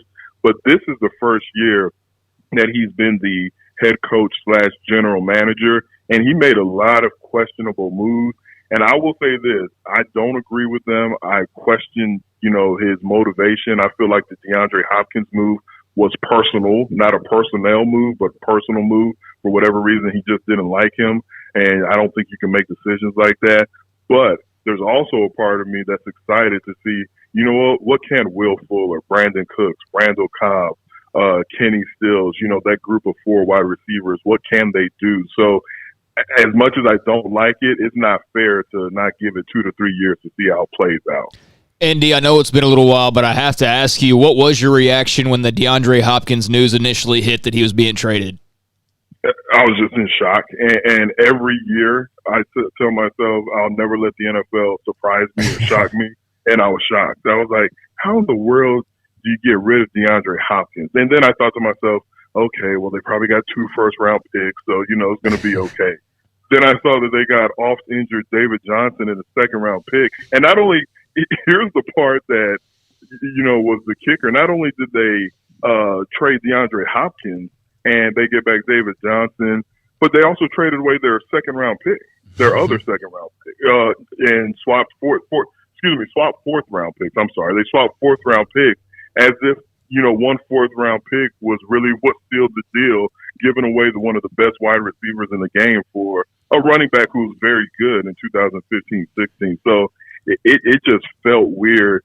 And what the Houston fan base didn't like, they felt like Bill O'Brien and the decision makers were playing them for dumb by saying that was the best deal they could have gotten. Yeah, that's, it just seems like is he putting himself in the guillotine, but at the same time could look like a genius? Exactly. That's why, look, I'm over here at CYA covering my backside. That's the only reason I haven't been pounding my fist on the table like some other hosts talking about how horrible of a job this has been, because there could be a scenario, and we're starting to see it around the league. If you start paying attention to some of the more successful teams outside of the quarterback, they don't really have that lights out, running back, lights out wide receiver. And I'm talking about, the teams that made it far into the playoffs, the Super Bowl champs. Their number one wide receiver, Tyreek Hill, had less than 1,000 yards receiving. They had like 3 running backs averaging 400 yards for the season. So outside of Patrick Mahomes, and this is probably a bad example because he's by far the best quarterback in the league right now, and Travis Kelce, they just didn't have a bunch of lights out stat guys. So I could see a scenario where the combination of the 4 receivers I mentioned, if David Johnson can stay healthy, team him up with Duke Johnson, where you can, where the Texans can have success. And I don't want to be that guy to be like, so, you know what, I guess I was wrong by saying there's no way this can happen. I can kind of see what he's trying to do. Now let's see if it plays out on the football field. Yeah, I'm back to the DeAndre Hopkins things with Stephon Diggs getting traded like literally a day and a half later. It certainly didn't age well for him saying that. Also, what do you think? They've got Brandon Cooks, so that probably doesn't mean they address wide receiver early. What do they address early in the draft? I'm thinking edge rusher. Then they keep saying that there are so many wide receivers. This wide receiver class is supposed to be the deepest that it's ever been in a long time. So a guy, out of y'all's backyard, Denzel Mims, he would be a nice pick at number 40 if he's still available there. But I think that they have to go defense, and more defense, because they've spent so much capital and veteran free agency capital on the offensive side. You have to go edge rusher, whether it's A.J. Espinosa out of Iowa, edge rusher if he's around. If you go with the big Raekwon Davis from Alabama to play that 3 technique, I do believe you have to go with the front 7 or the top available cornerback, Antoine Winfield Jr. It's a stretch that he'll be around at 40, but if he is, you don't even consult with anybody. You just make that pick. So I would like to see edge rusher or cornerback taken with that number 40 pick. ND, what have you thought about their draft class from last year, just based on the one season, from Titus Howard to Waring to Omenahu? Just what did you think of what they were able to do with this class a year ago?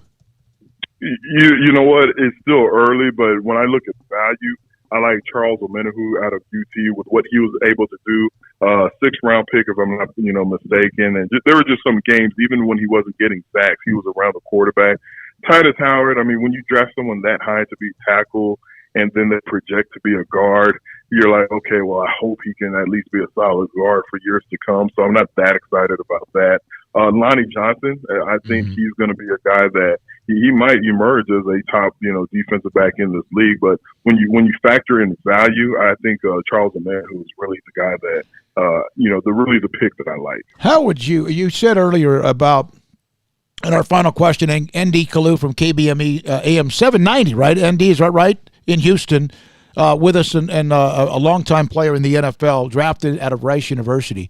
How much will all of the non-pro days and so much that didn't happen, all the personal workouts, how much would that affect? Is that going to affect the draft? I think it's going to affect the latter part of the draft. It's going to affect the guys that probably could have snuck into that 6th, 7th, even 5th round, not just with their personal pro days or their workouts, but there's something about when you get a chance to see someone face to face. And in a day and age where there's so much negative stories about these football players, I do believe that there is some value in having good quality people. We had a guy on, Zach Orr out of Wisconsin, but he's from DeSoto, Texas. And his brother No, I'm sorry. He's Chris Orr. His brother was Zach Orr, played for the Ravens, but they're out of DeSoto, Texas. This is a guy that went to Wisconsin. This past year, he had 78 tackles, 14 tackle for losses, 11 and a half sacks, wasn't invited to the combine, which blows my mind when you go to Wisconsin and put those stats up. But he's just a football guy. And then when we had a chance to talk to him on our radio show, I was like, wow, like the Texans, if he's around in the 5th, 6th, 7th round, they just need to pull the trigger on this guy. So my point is the players like that who have great attitudes that you know they're going to be an asset to your special teams, to your locker room, to the mentality, not being able to meet them and see them face to face, I think it's going to hurt those guys. But your top players, you know, like Mims, like, you know, guys who are supposed to go in the top 10 or first round, Jeff Gladney, just to keep it a Southwest Conference, those guys are going to be fine. But I really think it's going to hurt the back end, and teams are just going to go with the guys from the bigger schools that are still left. Thank you, my friend. I finally returned the favor and asked you to come on our show. I know it's been a few times with you and your co-host. Thanks for your time. Hope to hear from you soon. Talk to you soon as well. Hey, y'all stay safe, and anytime you want to talk old Southwest Conference football, give me a call. Yes, sir. N.D. Kalu on AM 790 in Houston, Rice University. Played with 4 different teams, including the team that drafted him twice, Philadelphia. Coming up next, a couple of back-to-back segments on the Cowboys with Mickey Spagnola and Mike Fisher on Sikkim 365 Radio. We're approaching the time to announce the 10th annual Academic All-Stars team. 20 elite student athletes who excel in both academic and athletic competition from Central Texas high schools. And right now, focused on the nominations that have come through so many great young men and women to choose from. Hi, this is David Smoke. Our title sponsor, Texas Farm Bureau Insurance, protecting Texans since 1952. 2020 Academic All-Stars program is also brought to you by Westdale Asset Management, Englander Design Pack, Bentwood Realty, Southwest Sports Medicine, Allen Samuels Dodge Chrysler Jeep Ram, Coca-Cola of Waco, Ray Broker Air Conditioning and Heating, the Texas Sports Hall of Fame, HEB, the McLean Group, Universal Windows Direct, Rudy's Country Store and Barbecue, and the Waco Foundation. We will announce the team on Friday, May the 1st, and highlight them throughout the month of May. It's the 10th annual Academic All-Stars team, highlighting the elite student athletes in Greater Central Texas, right here on Sikkim 365 Radio.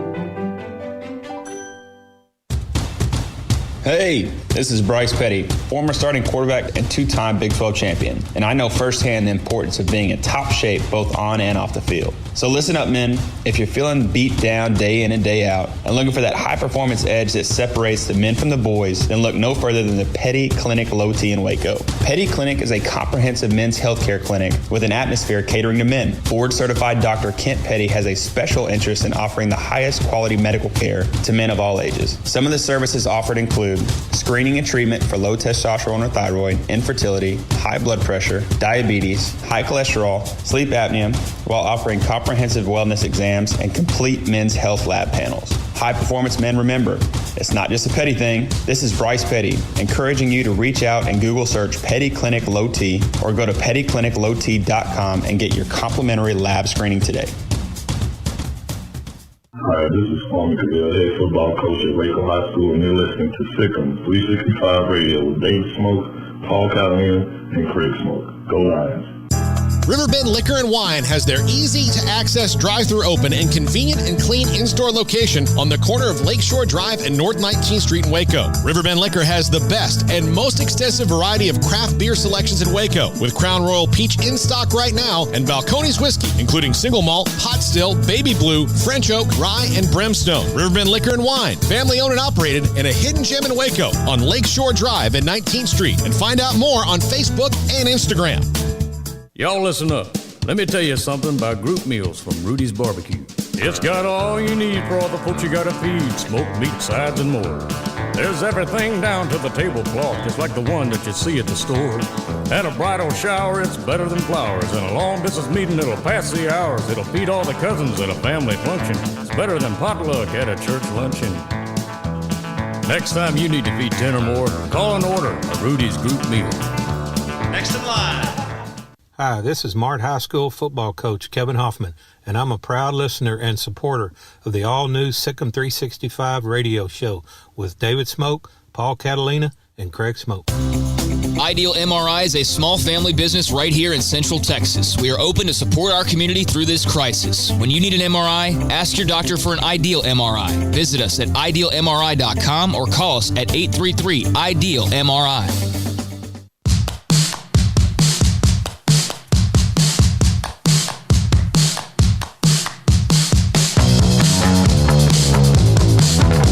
Here we go, Sick 'Em 365 Radio. Hey, at 5 o'clock, Stewart Mandel from theathletic.com at 5:20. A fantastic 20 minutes with Ed Too Tall Jones, the number one pick in 1974 out of Tennessee State. Mickey Spagnola was helping us get that set up. All right, Mickey, we finally have something that will be evidence, actual picks. Cowboys at 17, who knows where they're going to be when that comes around, up or down or trade back.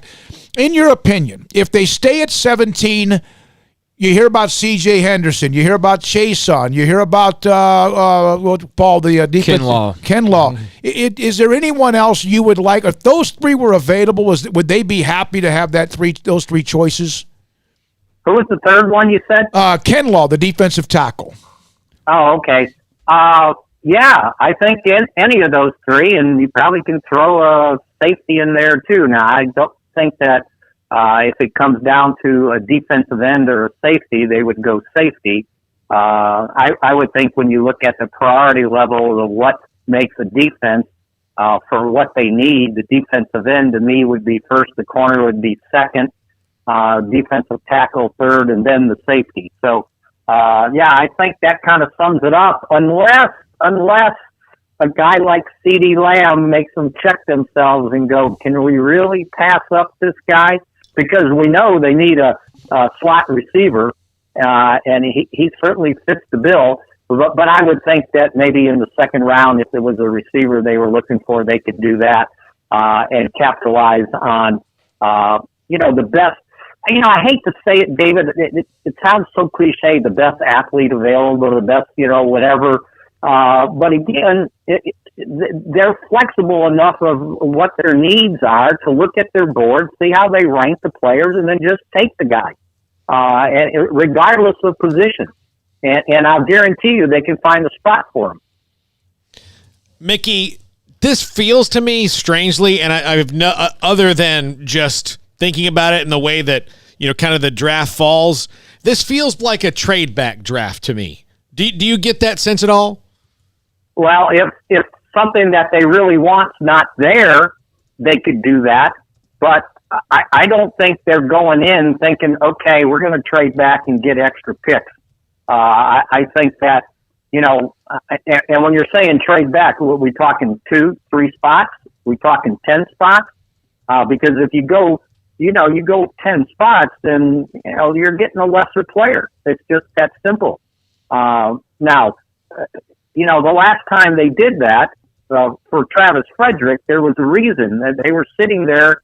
I believe it was 18, and what they really wanted wasn't there, and they knew they needed a center. They liked him and figured, okay, how far back can we trade, get him, and pick up a third-round pick? And they were able to pull it off, and got Travis Frederick and Terrence Williams, and whatever you want to say about him, how it's ended. He was pretty productive in his first 3-4 years with the Cowboys. So, that was a benefit. But sometimes you trade back and it doesn't work out so well. So I don't think there's any right or wrong formula to say, okay, this is what you should do at this point. We've heard so much about how the coronavirus has changed the landscape in every way, and in particular with the drafts, it's going to be a lot more virtual than ever before. Mickey, what's sort of the layout for the Cowboys' traditional war room? What are kind of the preparations, and what's the behind-the-scenes going to look like tonight for Dallas? Well, it's going to look like what anybody's house looks like, because they're all doing it from however they set up what their own individual war room's going to be. And I think, when you get a look, I don't know if you're going to get a look at a 80-inch board with, 6 headshots in there, or if you're going to get individual Jerry sitting on a couch in his living room. But again, everybody's spread out, and they've got a lot of phone lines going, a lot of the streaming devices to hook up everybody. to call in whoever they need to call in to put them on that video board to stream and make decisions. The internet better not go on strike tonight. That's all I know. No, Mickey, I do think we're going to find out which coaches and which ownership groups have skimped on the Wi-Fi for their individual. Yeah, right. Well, I can't remember which one I heard. Maybe it was Chicago. They sent one of the teams. Their IT guy is set up in an RV trailer in the driveway. Yeah. It was Detroit. Okay, yeah, Detroit. Yeah. That's not a bad idea. And I read another one where they got some guy all hooked up with wires going all over the place that they better hope there's not an electrical short. The whole place is going to blow up. So, it's different. But you know what? Other leagues have done it. I didn't realize it. I've got a friend that works for FC Dallas, and he said that Major League Soccer did a draft in January before they had to do anything like this. This is the way they did it, with everybody stationed somewhere else and did it streaming online. The WNBA did it and seemed to be able to pull it off. So, we'll see how it goes. It's different, and I guarantee you it's probably closer to what took place 60 years ago than, what took place last year. Mickey, one more question. Of course, Jerry talks about his plans in the draft, and then people run with Jerryisms, as they're called, and one was about that he doesn't want his scouts to talk to him or bother him to the draft. And, of course, the Yaks and the Yuppers, they all make fun of this. It's discuss what he actually said. Well, I didn't hear him say that he didn't want the scouts. I mean, like recently, this week? Yeah, this is all of a sudden taken off this afternoon. We saw, in fact, we've seen people rebut it, even stories that, he was not going to be bothered during the draft. And, of course, everybody, because it's Jerry, then they start to think, here we go, and make jokes out of it. He's going to have plenty of support. Well, yeah. I mean, I wish I'd have known that. I've got the entire transcript of the conference call on, what was it, Tuesday? I don't remember him saying that. I think he said it'd be a cleaner draft because when they were doing their preparation, he said everybody was more succinct in what their evaluation was of a particular player. They can go on and on and on and on. And in this case, the war room's not full of scouts in there in his ear. The scouts, they only have maybe that one or two of them in there, along with Will McClay. And then if they have a guy that did the most evaluation of a guy, they call him in. Same thing with the assistant coaches. You got your coordinators in there, the head coach. And that's about it until you call one of them in on a position to talk about a particular player. So he wasn't saying that I'm sitting on some throne and don't bother me. I'll just make this decision. That's just not the way it works. And it's not the way it has worked. And you know what? And if it had, do you realize, and this was a great note that I ran across, that in this past decade, they've picked 13 players that have gone to the Pro Bowl. Only one team in the NFL has picked more going to the Pro Bowl in this decade, and it was Kansas City with 15. So whatever they've been doing, they should continue to do it if that's the success that they could continue to have in this draft. Mickey, thank you. Good luck covering it tonight, wherever they pick, 17, earlier, later, whatever, if they even pick tonight. Thanks for your time. Mickey Spagnola, DallasCowboys.com, 442. More on the Cowboys next on Sikkim 365 Radio. One size fits all. That may be all right for an adjustable belt or cheap sunglasses, but when it comes to your financial needs, no one wants a one-size-fits-all strategy. Ben Erlinson, your Edward Jones financial advisor, knows that his most important goals are yours. That's why he takes the time to understand your needs, knowing you. That's how Edward Jones makes sense of investing. Ben Erlinson, 100 North 6th Street in Waco, 254-759-8533. Edward Jones, member SIPC. Ideal MRI is a small family business right here in Central Texas. We are open to support our community through this crisis. When you need an MRI, ask your doctor for an Ideal MRI. Visit us at idealmri.com or call us at 833-IDEAL-MRI. I hate my job, but I don't mind getting up in the morning. I dread each day, but I can't wait to get out of bed. You ask me why, and what I'll say to you is true. Well, you can get breakfast tacos at Rudy's Barbecue. Scrambled eggs and brisket, they ain't fooling around. Sauce and drap, son, they're the best in town. Barbecue for breakfast, yes, it's true. Put a smile on your morning at Rudy's Barbecue. Next in line. Waco, Texas, our city of remarkable growth and opportunity with an even brighter future ahead. What makes it all work is our people living, working, and growing together. And we're proud to be from here, helping and serving the community we call home. We are the First National Bank of Central Texas, taking great pride in being locally owned and operated. Come see us at any of our 5 convenient locations. That's the First National Bank of Central Texas, member FDIC, and equal housing lender. Riverbend Liquor and Wine has their easy-to-access drive-thru open and convenient and clean in-store location on the corner of Lakeshore Drive and North 19th Street in Waco. Riverbend Liquor has the best and most extensive variety of craft beer selections in Waco, with Crown Royal Peach in stock right now and Balcones Whiskey, including single malt, pot still, baby blue, French oak, rye, and brimstone. Riverbend Liquor and Wine, family-owned and operated, and a hidden gem in Waco on Lakeshore Drive and 19th Street. And find out more on Facebook and Instagram. Let Camille Johnson Realtors guide you seamlessly through the process of buying your dream home or selling your current one, commercial, farm and ranch, or residential. Camille Johnson Realtors can smoothly and successfully lead you through any transaction with a team of 24 experienced agents who are excited about serving you. Camille Johnson Realtors services the entire greater Waco area. If you're in the market to buy or sell, contact Camille Johnson Realtors, 104 Midway Center in Woodway, or find them online at www.camillejohnson.com. Camille Johnson Realtors, elegant, charming, warm. Welcome home.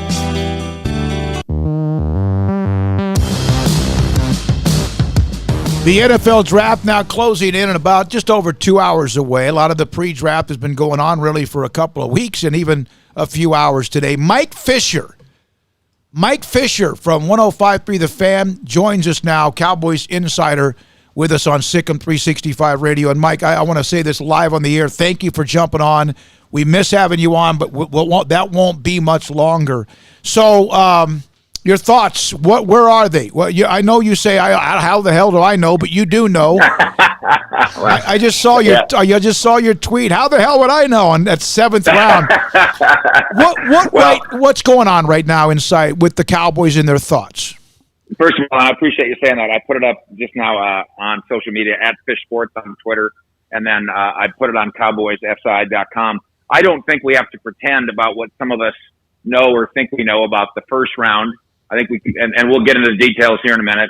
And then I've got educated guesses, and you guys might too on the second round. But by the time we get to the 7th round, listen, a Dane Brugler, a Brian Broaddus, I believe them on 7th round, but don't believe me on 7th rounders. I don't know. Regarding me jumping out with you guys, I must say, and your audience already knows this, but this is about as good a radio show of its kind in the country. And so whether you guys are doing this, as Jason Garrett used to say, on the radio or on TV or in the parking lot or on the moon, I want in. It's good stuff. So no problem, as always, hanging out with you guys. Thank you. Thank you, Fish. So 17, I just get the feeling that this feels like a trade back draft to me, not because of anything. It just does. Like all the people you hear about, whether it be Xavier McKinney or, the Kalavian Chason, I just feel like all those guys could be gone before 17. This might be where the Cowboys take advantage of that and say, okay, somebody wants a quarterback that's falling. Let's move back 3 to 5 spots. Okay, let's get you to Chason, the LSU pass rusher. Mm. And what I've written at CowboysFSI.com, you need one or maybe 2 things to happen. You need the Broncos at 15, who clearly want to get a wide receiver. That's not a secret anymore. You need them to reach for the 4th wide receiver. So you need the first 3 to go. And that's viable. And if the first 3 go, and you guys can rattle off their names, and then, whoever the 4th guy is, let's say it's Jefferson, Okay, if the Broncos take him, okay, that allows you the door is still ajar on Chason. Then we get to number 16 in Atlanta, and maybe they take the cornerback Terrell from Clemson, or maybe they like Javon Kinlaw from South Carolina, defensive tackle. And if they take either one of those guys, you're good. You're good with Chason. But what if Denver says, "Oh, the wide receivers are wiped off the board. We'll take a cornerback. We'll take Terrell." Okay, and then we'll take Chason, or Atlanta does the same thing.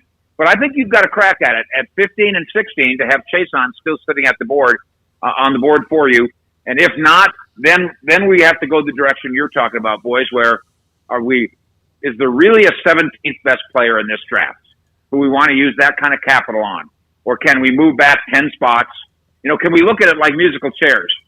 Okay, we're at 17. There's 15 guys we still like. Let's move back 10 spots, and we'll get one of them anyway and pick up an extra second-round pick. And I would remind us, Seattle just happens to be 10 spots behind Dallas at number 27. The Seattle Seahawks have traded out of their initial first-round spot every year for the last 7 years. Wow. Every year. And so Seattle's itching to move just because for whatever great reason, that's what they do. So that would be my move back. If there's no C.J. Henderson, the cornerback, and there won't be, and there's no Chason, and there might not be, then I think about moving back. Fish, are Chason and Henderson that much of a desire of theirs versus other guys? Are they clearing away that they're favorites, or are there other guys in that mix as well that there's not as much separation? I think there is a gap. When we all do this in fantasy football, don't we? Where we create our tiers. Yeah. Where we go, okay, well, I got to get one of these 3 running backs, or I'm not going to bother. Well, here's my top 10 guys. I got to get one of those 10 in the first round. So yes, NFL teams do the same thing. I think those 2 guys are a tier above the next group, which is Terrell, the cornerback from Clemson, Diggs, the cornerback from Alabama. You could start to put somebody like the linebacker Murray from OU. I mean, he's somewhere in that group. Mm-hmm. He's good. I'm not, and I don't know if you guys saw his interview with the Cowboys and Jerry Jones, but it was just magnificent. Yeah. In terms of a quality guy, but I don't know that that's the glaring need to do that at that point. So yeah, I would say, Brian Broaddus, the great former Cowboy scout who's with me on 105.3 The Fan, he's only got this year 12 first-round grades on guys. Now, obviously, every year we draft 32 first-rounders, but he'll usually have 15 or maybe even 17 first-round grades. So yeah, you're on the money there. I want to get value for my 17. Otherwise, I want to trade out of it and I'll pick up an extra pick. Mike, so the setup with all of what we're dealing with and where teams who can be where, and everybody, of course, is at home in some way. What is the protocol? Does it change because Jerry's at his house compared to others, or a war room? How does it all work tonight, in your opinion? Smokey, this is so maddening to me, and I don't know why I appoint myself the media watchdog. I saw your tweet. Yeah, gosh, it's exhausting because we're so stupid. We really are. I swear, Smokey, you and I are about the same age, right? Yep. Okay, I bet you like me, you saw Watergate, and you saw All the President's Men, and you thought, I'm going to make a difference in this country. So I'm going to go into journalism, or maybe you just did it because you were a crappy athlete. Either way, I don't know.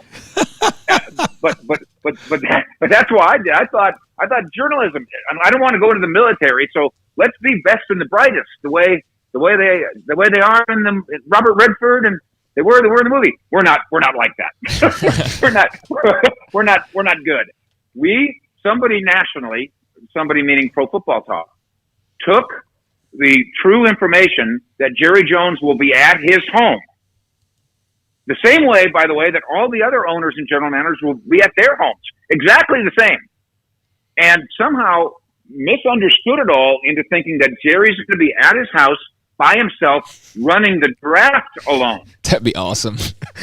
It would be incredible and hysterical and awful. Yeah. Again, the same, frankly, so would it be, so would it if almost any single guy tried to do it. It's not a job for one single guy. Now, it gets to be a job for an eventual single voice, but they even goofed that up. My understanding is, and we confirmed part of this afternoon, the league has told each team you need to have 3 deciders. So if there's a technological glitch and the whole world falls apart. You got 3 guys that can still call the league and say, here's my pick. Okay, so we've confirmed pretty much this afternoon that the 3 guys for the Cowboys are Jerry Jones, Stephen Jones, and Will McClay. Okay, that's fine. We've also confirmed that the league will give you 3 IT guys that can be with you.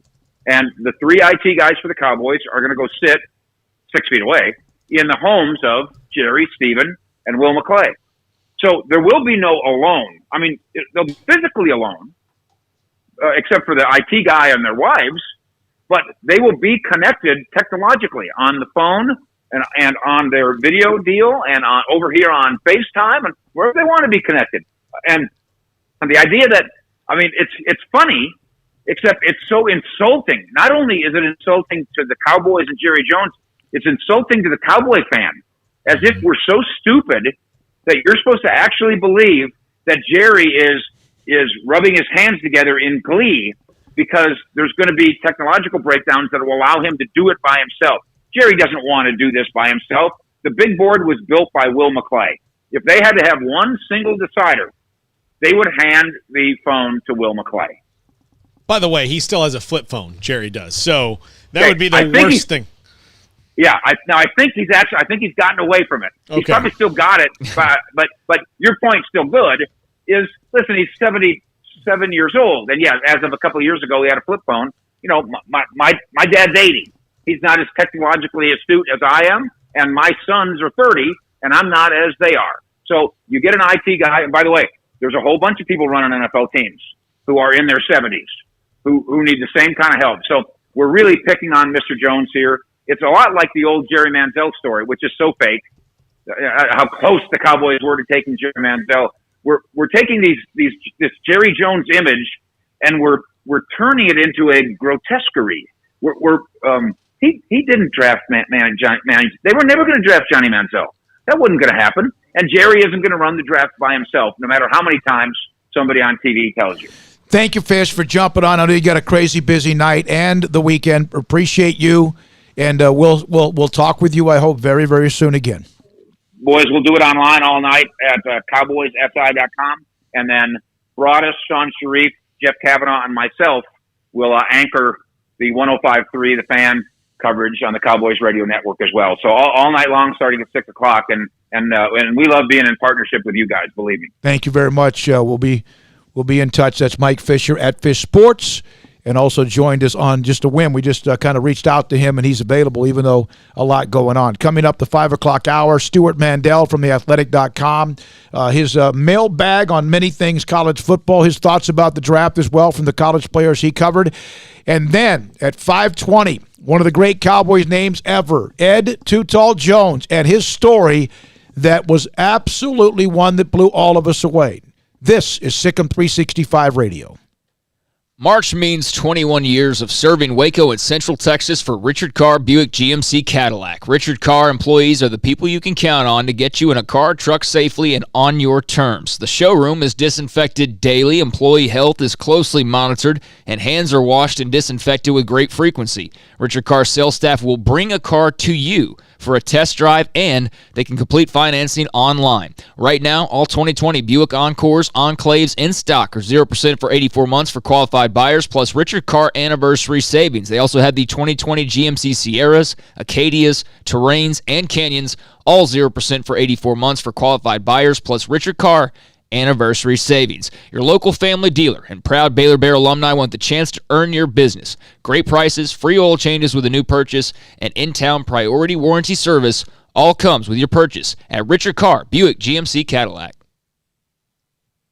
One size fits all. That may be all right for an adjustable belt or cheap sunglasses, but when it comes to your financial needs, no one wants a one-size-fits-all strategy. Ben Erlinson, your Edward Jones financial advisor, knows that his most important goals are yours. That's why he takes the time to understand your needs, knowing you. That's how Edward Jones makes sense of investing. Ben Erlinson, 100 North 6th Street in Waco, 254-759-8533. Edward Jones, member SIPC.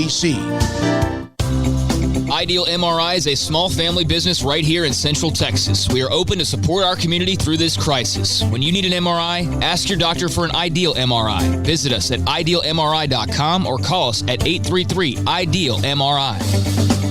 I hate my job, but I don't mind getting up in the morning. I dread each day, but I can't wait to get out of bed. You ask me why, and what I'll say to you is true. Well, you can get breakfast tacos at Rudy's Barbecue. Scrambled eggs and brisket, they ain't fooling around. Salsa drap, son, they're the best in town. Barbecue for breakfast, yes, it's true. Put a smile on your morning at Rudy's Barbecue. Next in line.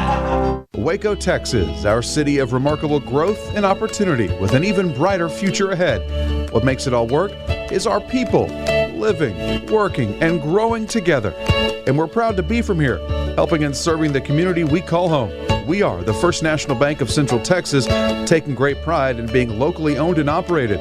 Come see us at any of our 5 convenient locations. That's the First National Bank of Central Texas, member FDIC, and equal housing lender. Riverbend Liquor and Wine has their easy-to-access drive-thru open and convenient and clean in-store location on the corner of Lakeshore Drive and North 19th Street in Waco. Riverbend Liquor has the best and most extensive variety of craft beer selections in Waco, with Crown Royal Peach in stock right now and Balcones Whiskey, including single malt, pot still, baby blue, French oak, rye, and brimstone. Riverbend Liquor and Wine, family-owned and operated, and a hidden gem in Waco on Lakeshore Drive and 19th Street. And find out more on Facebook and Instagram. Let Camille Johnson Realtors guide you seamlessly through the process of buying your dream home or selling your current one. Commercial, farm and ranch, or residential, Camille Johnson Realtors can smoothly and successfully lead you through any transaction with a team of 24 experienced agents who are excited about serving you. Camille Johnson Realtors services the entire greater Waco area. If you're in the market to buy or sell, contact Camille Johnson Realtors, 104 Midway Center in Woodway, or find them online at www.camillejohnson.com. Camille Johnson Realtors, elegant, charming, warm. Welcome home. This is Sikkim 365 Radio. The 5 o'clock hour is sponsored by Edward Jones Investments with financial advisor Brad Wilson. Investing his time and experience back to you and your money during today's changing times. Edward Jones, making sense of investing. More play action, wide open in the end zone, touchdown Thornton.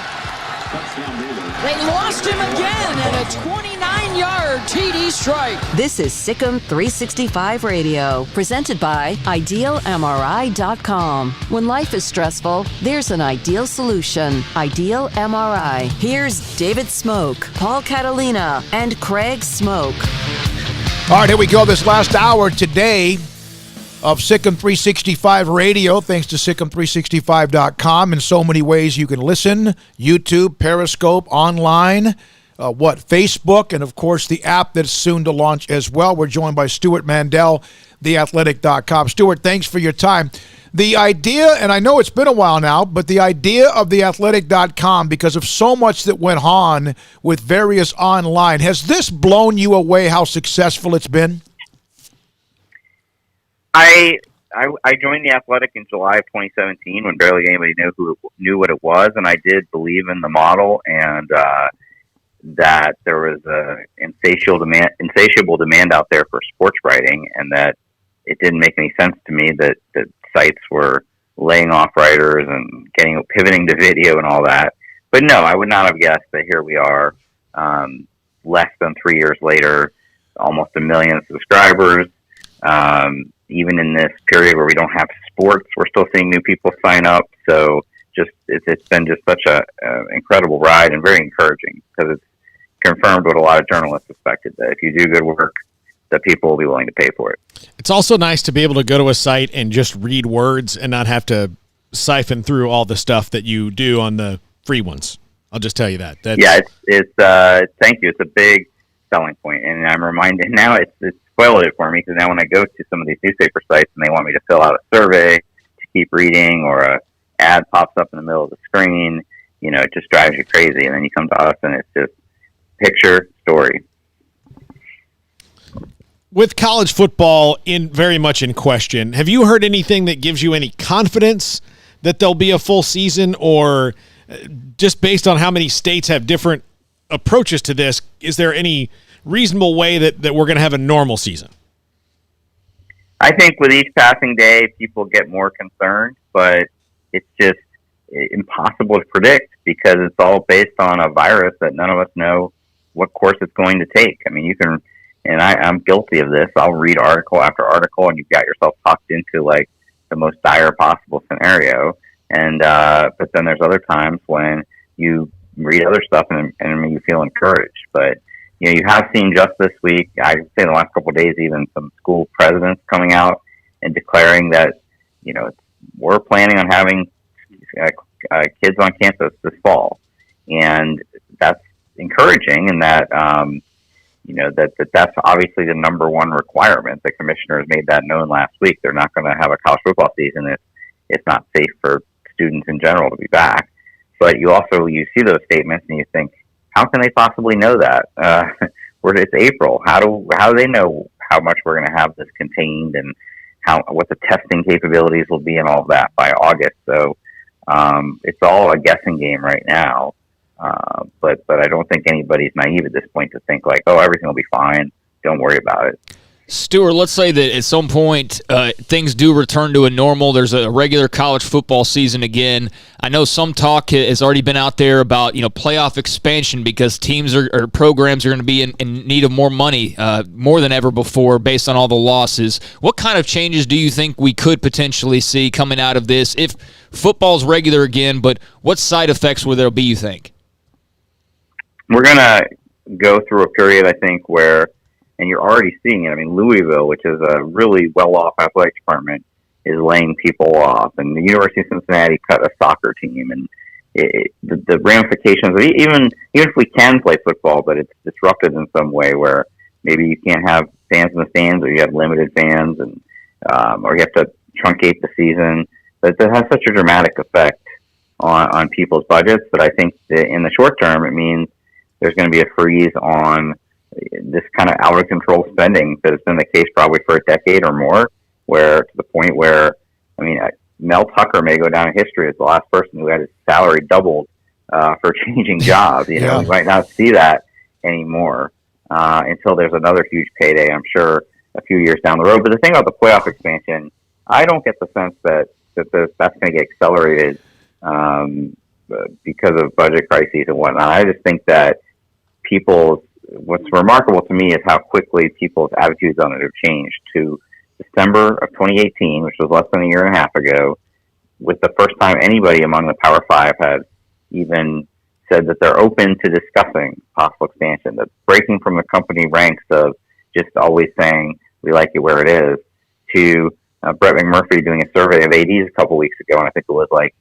85%, some really high number favored an 8-team playoff. So that might have to do with, some of that might have to do with the fact that there is an anticipated budget crisis coming up, and this would be one way to help solve that. With what is going on and with the financial impact of no men's basketball tournament, and Lord knows what might happen with football. And of course, we've seen the Florida State athletic directors get, God help us all, if there's not a football season, which would be just maddening, financially just cripple.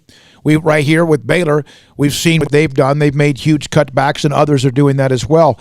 Is this the biggest, and with the transfer changes, the one-time exception or whatever, is this right now one of the biggest moments ever in college athletics?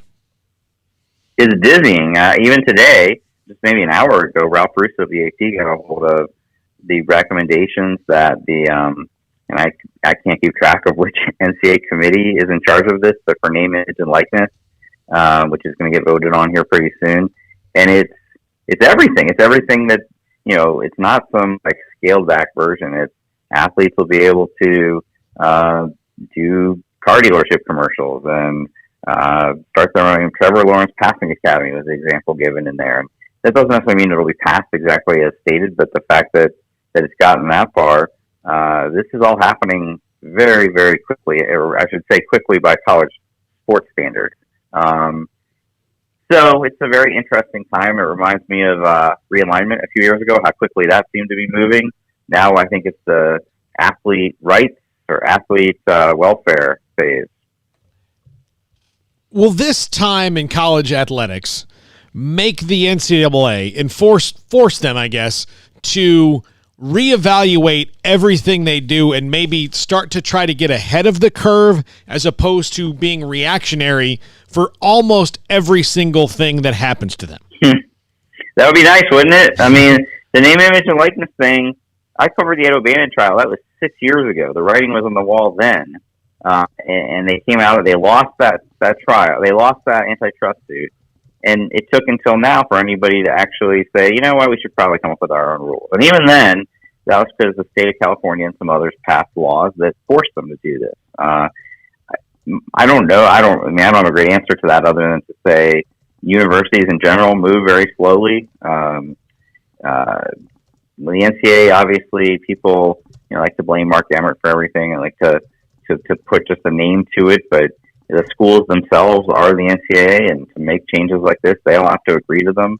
So it's a thing where like the bureaucracy is so layered and so incredible that it does take a long time for things like this to happen. But I guess to answer that, I would say they were able to make a decision to cancel the NCAA tournament within about 48 hours. They were able to make a decision on allowing all spring athletes to have an extra year of eligibility relatively quickly. Like, it's interesting how an organization that is so slow to just about everything, when they actually puts the fire, have to make a decision. You know what? It is possible to do it. Stewart, with the draft tonight, or beginning tonight, there's a lot of different storylines, but for you, having watched all of these players, the quarterbacks are obviously a hot topic. The wide receivers are deep, and a lot of teams seem to be in the hunt for them. But what are some storylines or players that you're on the lookout for, I guess, tonight and over the next couple of days? Yeah, like a lot of people, just very fascinated to see what happens with Stewart Tagovailoa. He is one of the most talented, most exciting players I've ever covered. And before the hip injury against the state, he was going to be the number one pick, right? It was Joe Burrow 1 and him 1A. I don't remember exactly at that time. And now, as it is with the draft, right? Speculation is all over the map that either he's going to still stay in the top 5, but also maybe he might plummet after that because of concerns about his injury. And I think it would be really foolish on the team's part if the team that needs a quarterback has a chance to take him and passes. So obviously keeping an eye very closely on that. There's so many great receivers in this draft, more than I can ever remember, and a lot of guys you feel like you couldn't go wrong with CeeDee Lamb. You can't go wrong with Jerry Jeudy and any number of other guys. So it'll be interesting to see kind of the pecking order that they fall in. Your thoughts, it's Stewart Mandel, theathletic.com, and we appreciate your time. Your thoughts about Baylor and Dave Aranda as they have the transition from what Matt Rule accomplished in his 3 years, and of course tonight he makes a pick as an NFL head coach for the first time, and the transition to Dave Aranda, and I would think anybody going through transition with no spring drills or anything else would be very difficult, but Dave Aranda, in your opinion? Yeah, I mean, Dave Aranda, I'm really we had him on our podcast, Bruce and I did, the Audible, pretty soon after he got the job. It was a great interview, and you got to hear, because when you're the defense coordinator at LSU, you don't go in front of the media very often. You got to hear how his mind works. I guess I'm most excited to see that LSU offense last year was so revolutionary. Nobody had seen anything like that in college before, and they're going to try to take that and replicate it at Baylor. And I'm really interested to see how that goes. But like you said, it's going to be I don't know if it'll be across the board, but I think first-year coaches, new coaches are going to have they're facing a tremendous challenge where you're not getting the face time you normally would with your players. The players aren't getting the in-person relationship with their new staff and certainly their new conditioning staff in many cases. We have no idea when the first game is going to be, when the first practice is going to be. So that's not specific to him, obviously, but it's going to make that transition a lot more difficult. Thank you, Stewart. Appreciate it. Good luck going forward with all that you're doing. And hopefully at some point we'll write columns that also and talk about college football. But right now, obviously, that's on the back burner. But not back burner, but we know that might be a while. Thanks for your time. Thank you. I appreciate it. Stewart Mandel, theathletic.com. I've reached out as well to Bruce Feldman, who's part of that great staff, and Bruce has been part of college football and athletics forever. He's writing a book. And so he asked me, he goes, can you wait a couple of weeks? I'm getting close to the end of writing the book. I don't know what it is. I didn't ask him because he could tell he was locked in. I've got some jokes to make, but I won't. Hey, Meat Market's one of my favorites that he did. Meat Markets, I'm not talking about Bruce Feldman specifically, just books being written from college football writers. Yeah, no, who have now just evaporated into but the I'll refrain from doing that at this time. All right, that's good. Craig Smoke, Paul Catalina. I'm David Smoke. Deontay Epps is with us in our Sikkim 365 radio studio. I did want to make mention of one thing that Stewart talked about there, as far as me asking him about changes that we will see that will be more widespread and lasting in college athletics, and I definitely think he hit on one, and that's the wild spending that's been going on now for several years. To the point where you've got schools who have better facilities than other schools will ever have. I mean, fast forward 100 years and some schools still won't have facilities as nice as what Alabama has right now. But when we reach the point of like colored waterfalls and smoothies, like all these little things that they've added over the years, we did definitely reach a point where it just was getting ridiculous. And schools weren't even spending money to even have so much of an advantage anymore, because how much does that barbershop in the locker room really tip the scales in your favor? But like,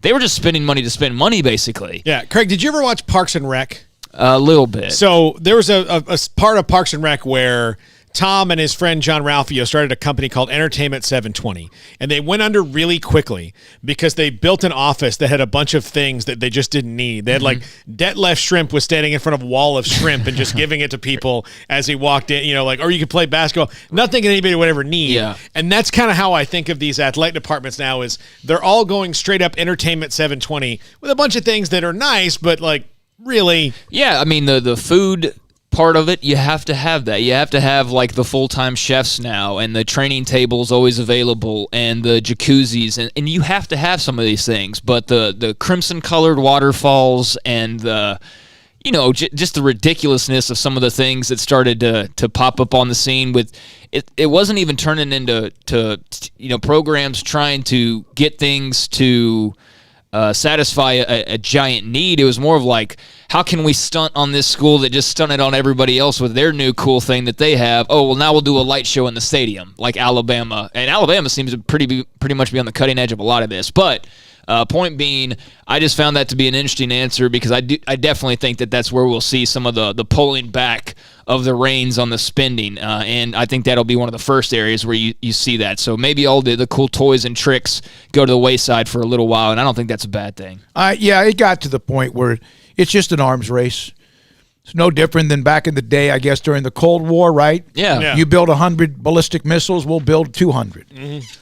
Or and considering you only need a couple. Yeah. You only need about them. Yeah. Yeah. I just need to North, make sure that the south, 10 I have east and west, I right? just need to make sure the ones I have work. Yes, so that helps.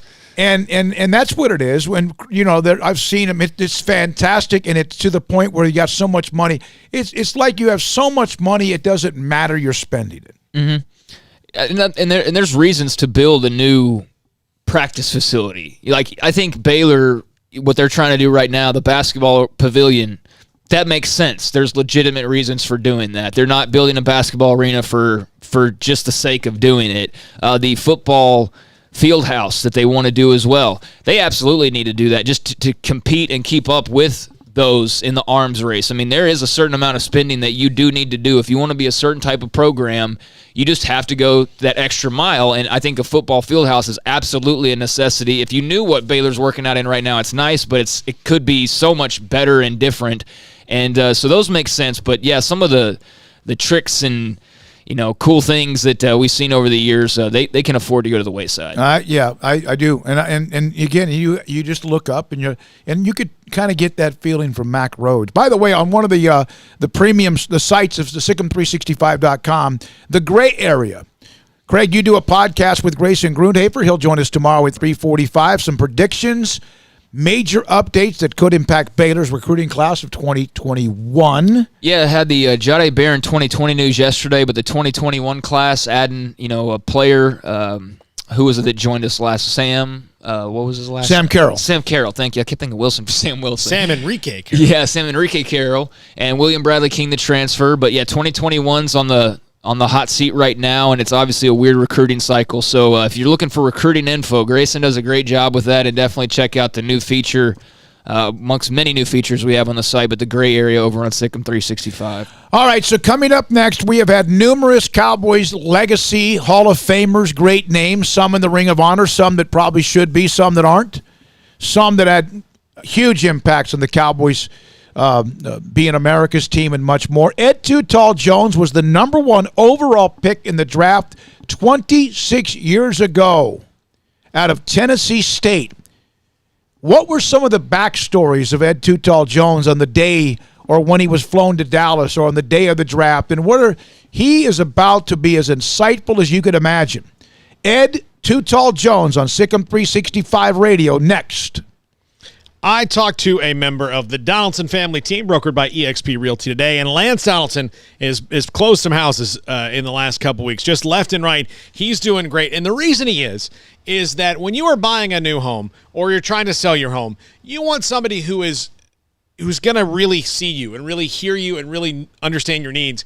And I would say that of Lance Donaldson's many numerous wonderful personality traits, that's the number one thing. He really listens, he really gets you, he really understands people, and he really wants to get on your level and find out what you need from a home. If you're trying to sell your home, if you're trying to buy a new home, if you're trying to do both, upsize, downsize, whatever it is, Lance can do that for you with eXp Realty. So let him be your source as you look for that perfect home. So give Lance a call, 254-214-3713, or visit him on the web, lancedonaldson.exprealty.com. At Ideal MRI, we feel blessed to be a part of the Waco community. We're a small family business right here in Central Texas. Our goal is to bring down the cost of healthcare while maintaining high quality. In today's world, the cost of healthcare has never been more important, and unfortunately, significant illnesses and injuries still occur. That's why Ideal MRI is open and here to serve you through the difficult time. We offer premium MRIs just like a hospital with state-of-the-art technology and specialists, but you'll pay less, sometimes thousands of dollars less, whether you're using insurance or not. At Ideal MRI, we accept most insurance and there are no hidden costs. We even offer financing. Everything's included in the price, and more importantly, you'll not get a bill in the mail later on. So if you need an MRI, ask your doctor about Ideal MRI. You can schedule an appointment safely from home, online in minutes at idealmri.com, or give us a call, 833-IDEAL-MRI. And please remember to follow CDC guidelines and practice social distancing. Stay home, except for the essentials, and be safe, and together we'll get through this at idealmri.com. We are facing some unique challenges at this time. We want to do our part to support not only our community, but our medical providers who are really overtasked right now. Governor Greg Abbott has required dental offices to postpone all elective dental procedures, but still be available for dental emergencies. At this time, dental emergencies are those that are defined as something that would make somebody consider going to the emergency room for treatment. We're offering to see you at our office Tuesday, Wednesday, and Thursday from 8 to noon, and we will waive all fees. We're doing this to support the community and support the medical system. This will allow the overtasked medical community to focus on the truly needy at this time. In the midst of what seems to be so much gloomy news, we want to send a positive signal of our faith in our community and in each other. We're all in this together. We're all in this together. We are all in this together. We're all in this together. We are all in this together. We're all in this together. We're all in this together. We are all in this together. We're all in this together. We're all in this together. We're all in this together. We're all in this together. We're all in this together. We are all in this together. We're all in this together. We're all in this together. We're all in this together. Thank you and God bless.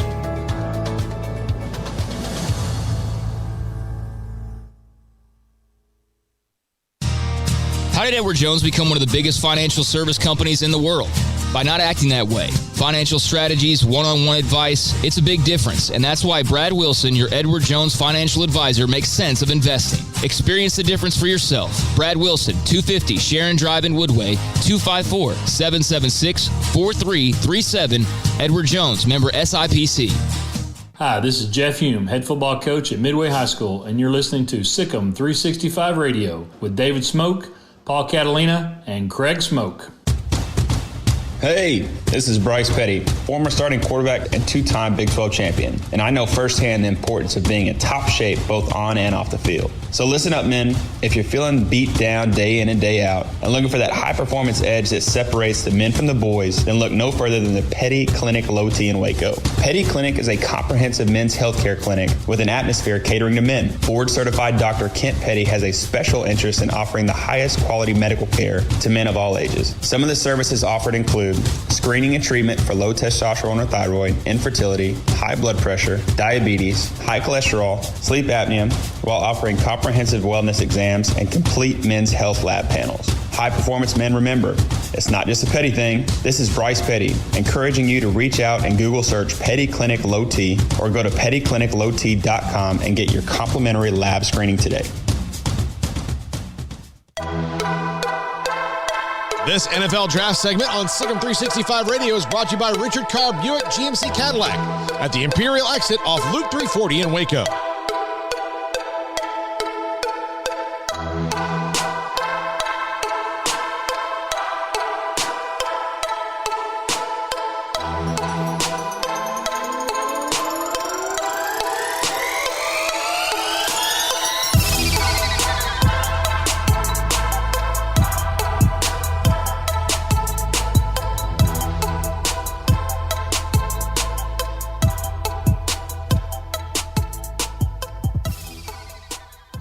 We are now joined by Cowboys great Ed Too Tall Jones, who on this date in 1974, and the draft might have been a little bit earlier, so the eve of the draft, and you're going to go number one to the Cowboys. Too Tall, what was that night like for you? Well, first of all, I was very excited. It's totally different. It was totally different then than it is now. Back in the 70s, during the draft, you take, for example, the top 10 teams, the top 10 picks, would invite players who they felt they had a shot at to their city. And Dallas called me up prior to the draft and said, we're going to take you number one, and who would you like to bring with you? Well, I chose my brother-in-law, who were the one responsible for me playing football, and my head coach at Tennessee State University. And I called them up. And so on the flight to Dallas, they said, you know, Ed, we don't want you to get your hopes up too high because Dallas is not going to pick you number one overall. And I said, well, what do you mean? He said, well, that position is for those players who play those glamour positions like quarterback and running backs. But, hey, we're going to go and have a good time. So we fly into Dallas and we meet up with Gil Brandt and Tex Rams. And they said, look, we want you all to go out tonight and go to any restaurant you want, have a good time, bring us the receipt back, we take care of it. So my coach, who's a big man who loved to eat, said, we're going to find the biggest steakhouse, go there and eat good and drink the best wine, have a good time because we know you're not going to be drafted number one overall. They probably have some quarterbacks and running backs in the city at different hotels. So we go out and have a good time. At 6 a.m. the next morning, knock on my door, and a representative from the Cowboys said, we want you out front, in front of the neon sign, welcoming you to Dallas to meet Tom Landry for a photo. I said, you telling me my name is on a neon sign out front? He said, yes. So I wait 15 minutes after he left and walk out and, read that big sign that read, welcome to the Dallas Cowboys, Ed Too Tall Jones, which blew me away. But to make a long story short, Dallas did take me number one overall, and I was at a loss for words because, number one, there's never been a Division II player drafted number one overall. Number two, a defensive lineman drafted number one overall. So along with the excitement, immediately I felt a responsibility to have to play extremely well to represent guys that would be following in my footsteps so that general managers around the league and scouting departments couldn't say that, hey, unless you draft a guy from a Division I school at that next level, they're just not going to pan out. So it was bittersweet for me, but going to a team who I grew up idolizing as a kid, because we didn't have any professional teams at the time in Tennessee, and admiring Coach Landry on that sideline with that hat on, and I knew every player that ever put a uniform on for the Dallas Cowboys was very exciting for me. So you must have either thought this is really going down or this is the most elaborate con I've ever been a part of when you saw that sign. After what did your coach say when you said, hey, I think you're wrong here? Well, when my coach walked out and saw it, he almost swallowed his cigar. And my brother-in-law wouldn't leave with us. Because he first thing he said was, I know you're lying. And he said, if you're lying, he used words that I can't use on this interview. But anyway, they were all very excited and, like I was. And it's an exciting time. And like I hate that this year's draft won't be like it's been in the previous years because, these guys who have worked hard all their lives and dreamt about being in this position that's getting ready to take place tomorrow, it's going to be different. And I'm excited to see what it's going to look like. Last year I was in Nashville to announce Dallas' first pick, which was in the second round. And they had something like 300-some people come through Nashville, 300-some thousand people come through, and Nashville did one heck of a job putting on a great event. And I'll never forget walking out on that stage to announce Dallas' pick, looking out and to that sea of people was an experience unlike anything I'd ever experienced in my life. Then to go back to the facility where all the parents and players were gathered, they had plenty of food and drinks for everybody, looking at the excitement on their face. They won't get to experience that. But still, I'm just excited, and I know the players are excited about what's about to happen because it's a life-changing experience. Ed, you mentioned being a Division II guy. You and Claude Humphrey, also of Tennessee State, along with Steve McNair, the only players from HBCUs to be drafted number one overall. Was there a pride, or do you have a sense of pride about being from an HBCU? And we know the struggles that they have gone through over the last several years in particular. Seems like the divide has grown even larger between the haves and the have-nots. But is there a level of pride being one of the few players out of historically black colleges to be number one overall? Yes, it's a level of pride, and if you talk to Claude, he'd say the same thing. Claude and I are good friends, and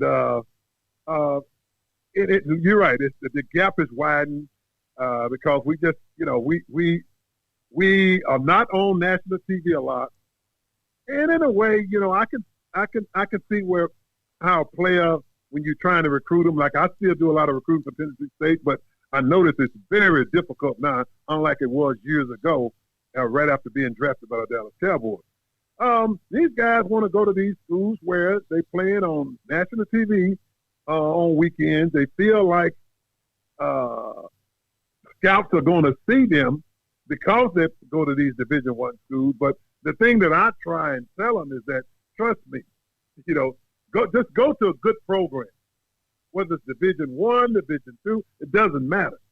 Because if you can play, trust me, these scouts out there will find you. And so I just tell the guys, go where you think you are comfortable at and where you're comfortable at and think education first and just develop good work ethics while you're there. Try and maximize your potential and see what happens. He brought up the school like where you came from, Tennessee State, Walter Payton, Jackson State. I'm going to do this without a list in front of me. Darrell Green, A&I, Gene Upshaw, A&I, Jerry Rice, Mississippi Valley State. And it go on and on and on. Is that ever going to be able to, the historically black colleges, will they ever produce a number one pick again? I will never say never. Really, I won't. I will never say never because, like I said, I think athletes now are starting to realize that, again, go where you're comfortable at. And I think you're going to see another Walter Payton pop up at a Division II school. Another Gene Upshaw, Claude Humphrey, and don't forget Richard Dent. Yeah. I recruited him for Tennessee State. And I often think, and I joke about it every time I see Richard, I said, Richard, if you were coming out today and I call you to visit you and sit down with your parents, what would you say? First of all, would you return my call? We laugh about we laugh about that all the time. But it's very difficult. But I never say never, and I just hope. I like to see every athlete out there that have worked hard on all their lives to get ready to go to that next level, which is college, get an opportunity to play and take advantage of it wherever you go. I just like to see that. Just get an opportunity and take advantage of that opportunity and play to the best of your ability. I've never heard an ex-player that we've had on say a cross word about Tom Landry. It's all respect about everything he did and everything he represented and the way he treated players, even though, he demanded a high level of you. Early on in your career, did you recognize that about him, and what was it like for you playing for Landry? I got two things. Number one, first thing Coach Landry always do players when he drafted you, once you got to training camp, he sat down and had a one-on-one talk with you. And the thing he told me was, he said, Ed, I know everything you are capable of doing. He said, we ask a lot around here. He said, you're not going to lack playing this flex defense. This is what he said. He said, you're not going to lack playing this flex defense. And anybody, it would take another show to explain to you what he meant by that. By playing that flex defense, especially at that left end position that they put me at. But he said, I know what you're capable of doing. We don't compare players around here with anybody else. He said, all I want you to do is do your job, be on time for everything, get involved with the community, keep a good reputation. You can have a long career around here. That's what he said. And number two, the thing I admire about a coach at any level is to know that when I step on that football field that I'm not out coached. And every time we stepped on a football field, when Coach Landry was at the helm, I can honestly say we were never out coached. Sure, we got our butt kicked sometimes. That's because you had a better team than we did. You were better than us that day. But we knew everything you were going to do. And that's all from a player standpoint you can ask for from a head coach. Ed, what was your key to longevity? What allowed you to be so, I guess, healthy enough, we'll say, healthy enough to be out there every single week when, you see a lot of guys now, and I know times are different, but a sprained ankle will keep them out for like 3 games. What was the key to your longevity and just toughness? It's funny you mention that because I tell the players all the time when I run into them how they don't have no idea how they got it made with the new rules and all that. And I survived that shot block, which shouldn't have ever been allowed. The shot block caused more linemen careers than any other block in the history of the NFL, where a guy can post you, the other guy can wipe your knees out, and they banned the shot block the year I retired. But anyway, I think it go back to college. And why I said go all the way back to college was my high school didn't have a football team. I played baseball and basketball. So once Tennessee State, the players realized they couldn't run me off. Coach Joe Gilliam, the defensive line coach, called me off to the side and said, hey, I see you taking this game pretty serious. I said, yes, I am. He said, you realize just to get through college, being your height. And at the time, when I first went to Tennessee State, I was 6'5". But when I finished Tennessee State, I was 6'7". I grew another 2 inches once I joined the Dallas Cowboys. Wow. But he said, you would be one of the tallest guys in the history of the game. He said, and most injuries occur in the fourth quarter when fatigue set in. He said, so you would have to be one of the best conditioned athletes on the field in order to protect yourself. So not only did I do his rigorous program, conditioning program, I also worked out with the Tennessee State Tiger Bells, which was a track team, and a lot of those ladies went on to win gold medals in the Olympics. So one of the things that I said to myself that I would always do, that was every time that ball was snapped, I would give 110%. So if you got me, you were going to get me at my best. And as far as my longevity, being able to play 15 years, first of all, I played 4 years in college, never missed a game. And also, I played basketball 2 years, never missed a game. 15 years with Dallas, never missed a game. And my philosophy always was, if I can't perform better than my backup, I'm going to play. I broke my ribs 18 times, played with separated shoulders, hyperextended knees, jammed neck, and I always said, hey, I got 3 hours. I didn't care if it was wind chill was 15 below zero, temperature was 100 degrees. I was playing against the biggest, baddest offensive lineman in the league. I got 3 hours to give 110%. I'm coached well. I have great teammates. I'm in. So I would go out there for that 3. Now, don't ask me what it was like doing the week at practice, but during that game, it was always my attitude was 3 hours.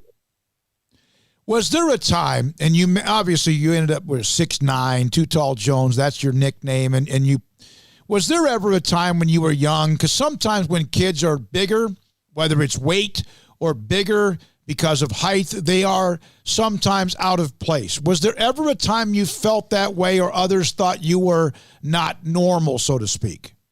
Felt that way from day one when I first started to really grow in junior high school. Grade school, it started to take place a little bit, but when I was in junior high school, I tried to slump down to everybody else just to feel natural and blend in with everybody else. And I used to pass by on my way to a history class, a lady who taught math, and she'd say, "Stand up, be proud of your height. You're going to have bad posture before you're 20 years old." And it registered. So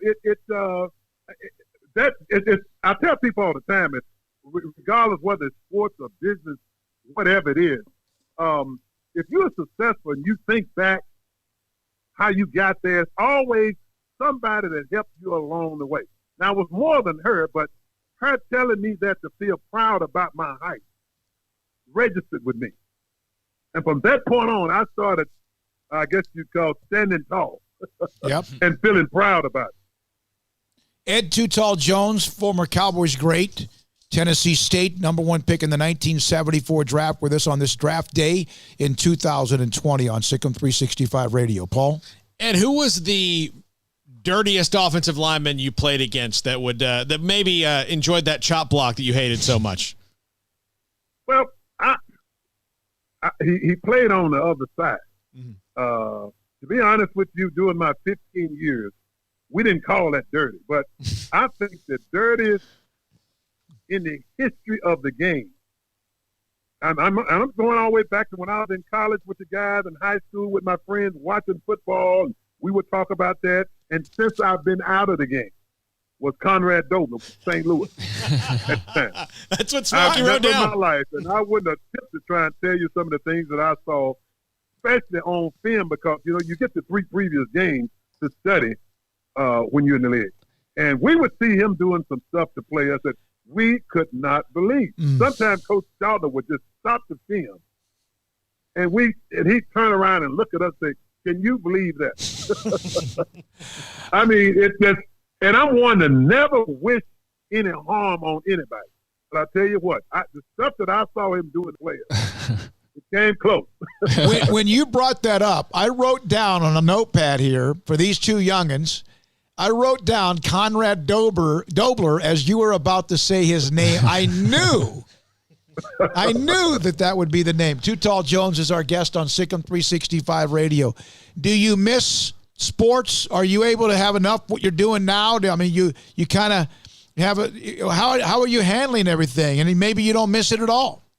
I think that guys who miss playing the game are guys whose careers ended prematurely. And I say that because I do a lot of charity work around the United States and abroad with a lot of guys who played the game.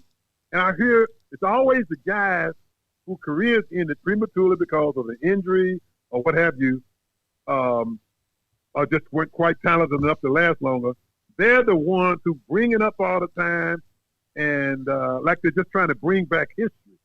But my career didn't end prematurely. I actually retired with another year left on my contract. I had another year left when I sat down with Coach Johnson and told him that I think he should find out who his real troops are, because I said, I can tell by your commitment to this game, you're going to win around here. You need to know who your players are, and when you turn things around, I won't be here.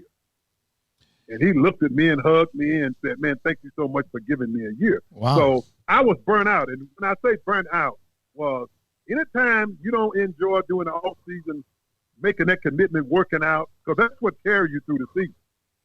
That you don't look forward to workouts. And the number one thing is, during the week, I would always put my game face on starting Thursday, just building up that hatred for my opponent.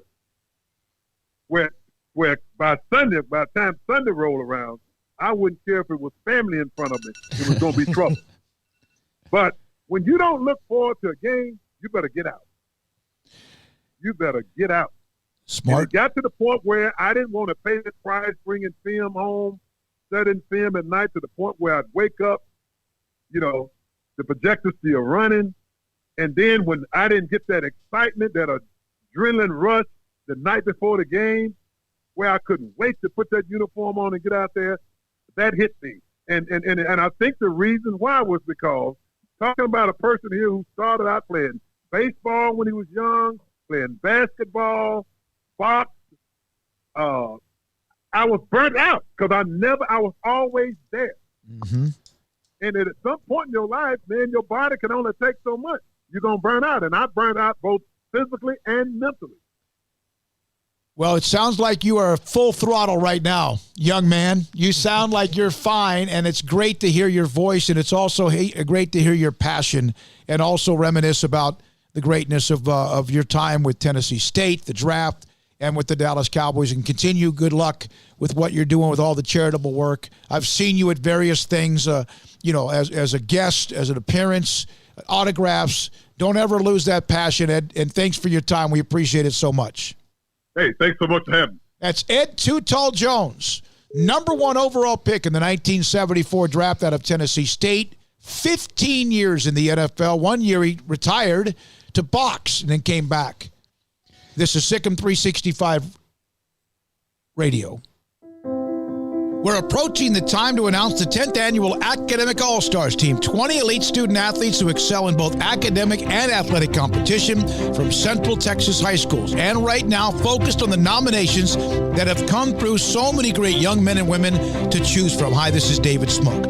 Our title sponsor, Texas Farm Bureau Insurance, protecting Texans since 1952. 2020 Academic All-Stars program is also brought to you by Westdale Asset Management, Englander Design Pack, Bentwood Realty, Southwest Sports Medicine, Allen Samuels Dodge Chrysler Jeep Ram, Coca-Cola of Waco, Ray Broker Air Conditioning and Heating, the Texas Sports Hall of Fame, HEB, the McLean Group, Universal Windows Direct, Rudy's Country Store and Barbecue, and the Waco Foundation. We will announce the team on Friday, May the 1st, and highlight them throughout the month of May. It's the 10th annual Academic All-Stars team, highlighting the elite student athletes in Greater Central Texas, right here on Sikkim 365 Radio. Waco, Texas, our city of remarkable growth and opportunity with an even brighter future ahead. What makes it all work is our people, living, working, and growing together. And we're proud to be from here, helping and serving the community we call home. We are the First National Bank of Central Texas, taking great pride in being locally owned and operated. Come see us at any of our 5 convenient locations. That's the First National Bank of Central Texas, member FDIC, and equal housing lender.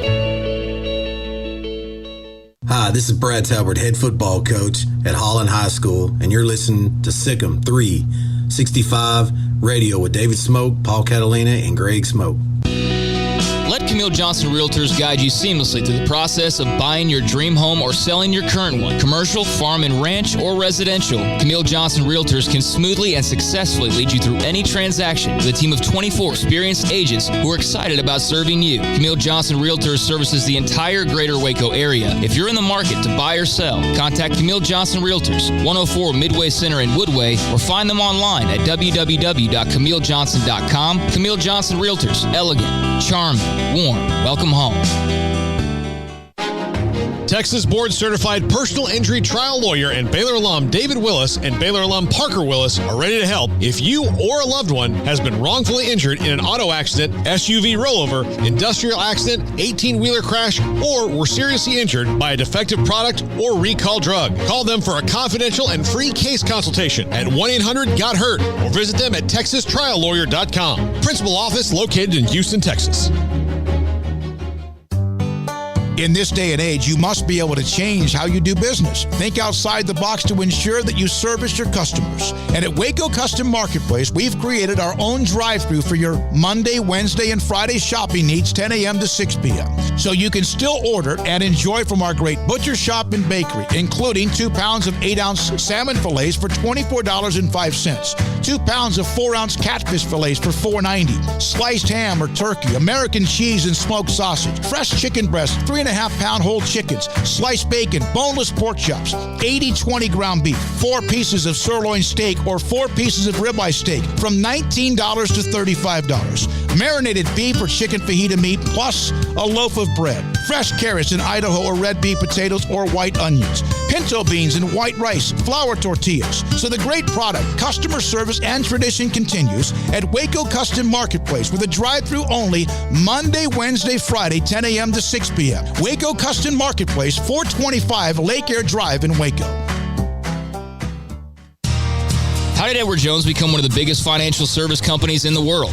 By not acting that way. Financial strategies, one-on-one advice, it's a big difference. And that's why Brad Wilson, your Edward Jones financial advisor, makes sense of investing. Experience the difference for yourself. Brad Wilson, 250 Sharon Drive in Woodway, 254-776-4337. Edward Jones, member SIPC.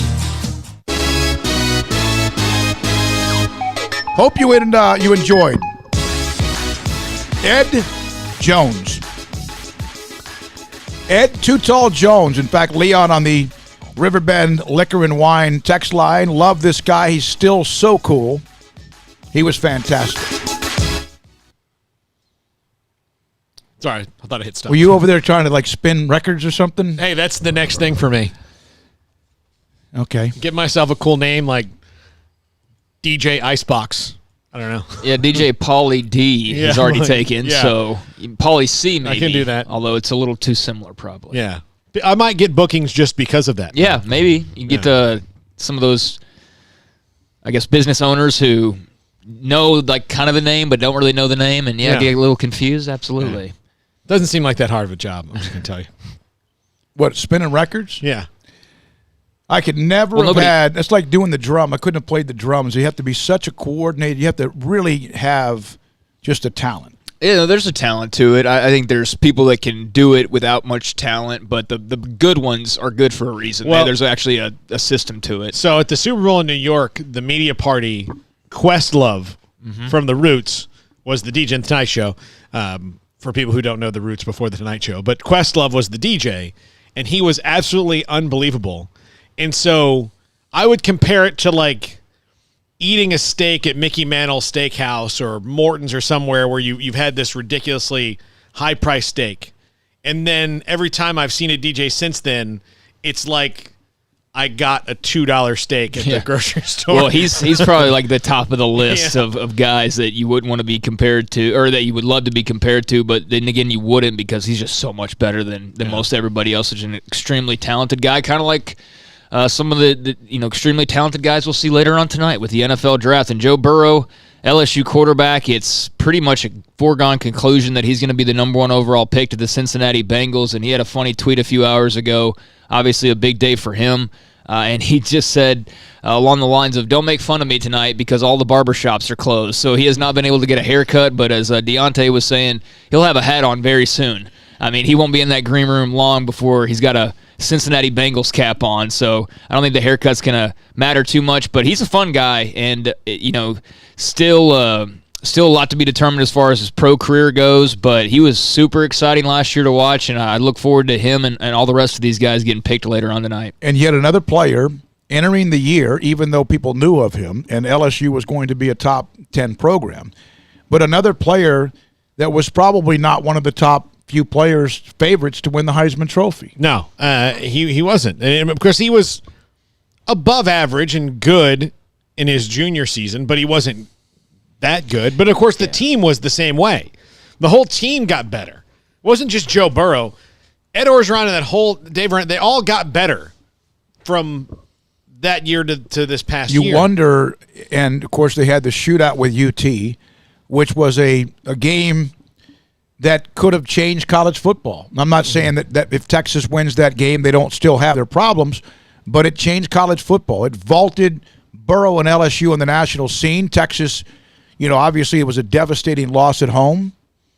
The throw he made on 3rd and 13 or whatever it was Jefferson or whoever it was. He had some big stones in that game, some big throws, and he did that all year. I mean, they had a special season that we're not going to see repeated, I don't think, anytime soon. So, even with those undefeated Alabama teams or, Clemson, I mean, they're all very good as well. But LSU just had something super special in every single phase, and he was the missing piece because they've had good defenses, but they've had bad quarterbacks and sluggish offenses outside of a run game and some super talented wide receivers. And he was the guy, the missing piece that came along and fixed all of that and was able to have their dreams come true. So we'll see if he can't do the same for Cincinnati. That's some big shoes to walk into. Have you seen some of the Twitter? Like FedEx has sent all these NFL players that are participating in the draft these gigantic boxes, which I assume are full of hats. Oh, yeah, like 32 hats. I wonder if they'll have jerseys in there, too. I don't know. If you're, picked by the Vikings, do you have a... It's going to be weird. It's going to be weird not seeing them walk up on the stage and shake hands with the commissioner and do all of that and instead be in their living rooms. I wonder how people How many glitches will we see tonight? Oh, and there should be. I'm sure several. There should be a lot. I mean, and it's normal. I don't think it'll be as bad as, some are expecting it to be just a disaster or get really messy. I don't think it'll get to that point. I think they'll figure it out. I think they've spent enough time that they're probably got their bases covered. I do think it'll be funny that Roger Goodell may never do another draft in public again because he's not going to get booed tonight unless his wife just gets sick of him. Did you hear what they did? I thought that maybe even either one. They asked people to call in with a boisterous booing, and I wonder if they'll just pipe that in when he walks on in front of the camera in his not basement. In his own house. But it won't be his control. It'll be some producer like in New York. But they could put it over it. I guess they could put it over it. But he's at least personally in his own home, I know. not going to get booed unless his wife is like, "I'm tired of you." Yeah, that would be your stupid index cards. That's a former Fox News girl, right? Yeah. If she walked in behind him and started just booing him, that would just be so cool. Tom Brady, he's already had that out in the park where he was working out. He wasn't supposed to be there. He was going to see the offensive coordinator. Was it Byron Leftwich? Yes. Of the Tampa Bay Buccaneers. He drove into the neighborhood and he walked in the front door of a Daniel Kramer who lives next to Leftwich in a house that's not quite the same, but kind of the same look. He walked right into the house, and Kramer said he didn't even look at me. He just dropped his duffel bags on the floor, just kind of looked at me, and I'll never forget the look on his face. He goes, "Oh, my God, am I in the wrong house?" And then... Can you imagine Tom Brady walks in? Tom Brady, of all the people that could walk randomly into your home, which is frightening in and of itself, but you have an intruder, and it's Tom freaking Brady. Yeah, that's amazing. Trespassing in parks, breaking and entering, just making myself at home in Tampa Bay. He does seem to be really happy, with the Gronk news, too. You had brought up a quote from Lane Johnson from a while back when they had crossed paths with them, and he had talked about how he didn't really see the appeal of the Patriot way. And I've seen some articles written since Gronk came out of retirement and Brady signed that, maybe this is a showing that these guys now just want to have some fun and, play a different style of football. And it may not be as winning of a style of football, but it's going to be a lot looser than what they've known all their careers. So, we'll see if that comes to fruition. But, hey, they're not used to losing. So if the losses pile up, I don't care how much you love Tampa, you're going to be bothered by that. And that'll be interesting to see. Yeah, Gronk and Brady did a pretty funny kind of an Anchorman spoof of where he blew the horn and the shell and the birds flew away, and then Gronk came running. I was like, "Hey, reporting for duty, boss. Gronk. I'm a little out of shape." But I do think, and I think part of it is, look, they're both at the end of their careers. Gronk is coming back after what we thought was the end of his, and Brady's at the end of his. Why not do something different? As much as I hate seeing guys do this, almost everybody of Brady's era has done it. Mm-hmm. Yeah. Who hasn't done who Aikman. hasn't done it? Or no, Brady's era. Aikman didn't, but so from that era on, so the guys right after Aikman and Steve Young were Brett Favre, he did it, and Peyton Manning, and he did it, and Drew Brees is already on his second team. Rivers is bounced around. Rivers is on another team, so they're all doing it. Yep. What? Well, why is Tom Brady different just because he's the GOAT? Alex Smith. Yeah, Alex Smith. I mean, they're all doing it. I mean, Charles Robinson, who does a great job and has a lot of good insight, he said the two most aggressive trade down candidates he thinks tonight are the Lions at number 3, and they may not have any takers, and the 49ers at both 13 and 31. Yeah. Panthers at 7 with Matt Rule, and the Jaguars at 9. Both teams are targeting for a tackle who slides. Well, I think the Detroit pick's going to be where it gets interesting because it does seem like it's going to be Joe Burrow and then Chase Young to the Redskins, and then you'll have Detroit to really shake up the draft. And you go Tua, or you go Herbert, or you go with a receiver, or you can go any direction you want, other than a couple of players. And I think that'll really set the table for the rest of the night. Yeah, I think the Giants and Lions are in good spots. By the way, the false draft narrative story of the week was Tua's Wonderlic score. Did you hear about that? Where somebody said he got like an 11 on it. I did see where he had a low score. And it wasn't. No, he had a lower score than they thought he was going to get apparently, but it wasn't an 11. Yeah. He wasn't Vince Young territory in like the 6 range or whatever. No. By the way, before we go, again, someone reporting something that wasn't true. Yeah, that seems to be happening a lot here lately. Not on this show though. Try to not do that. But before we go, does Denzel Mims go tonight? I think he gets. It would be 28-32 if he does. Gillette put a lot of money into that campaign with him. Yeah. It's a great with him on Twitter. I don't think so. I hope I'm wrong. It's one of those when you want to be wrong. I hope I'm wrong, but I'm going to say no. Yeah, I'm going to say no. I hope I'm wrong as well. Yeah. All right, I just closed out the screen. So we started out today. You want me to do it? Yeah, go ahead. Zach Barnett, footballscoop.com. Max Olson, The Athletic. Andy Kalu, KBME, and former NFL defensive end. Mickey Spagnola, DallasCowboys.com. Mike Fisher of 105.3 The Fan and Sports Illustrated. Stewart Mandel of The Athletic. And Ed Too Tall Jones. And he was fun. He was so fun. And so thanks to everybody, our great sponsors, our title sponsor from Ideal MRI. And you can, again, you can tell that it's growing. And it will grow again by the end of the day tomorrow, I believe. For Paul Catalina, for Craig Smoke, for Deontay Epps. Yeah, thanks, I'm David Smoke. Thank you for listening whenever you do, however long it might be. Sikkim 360.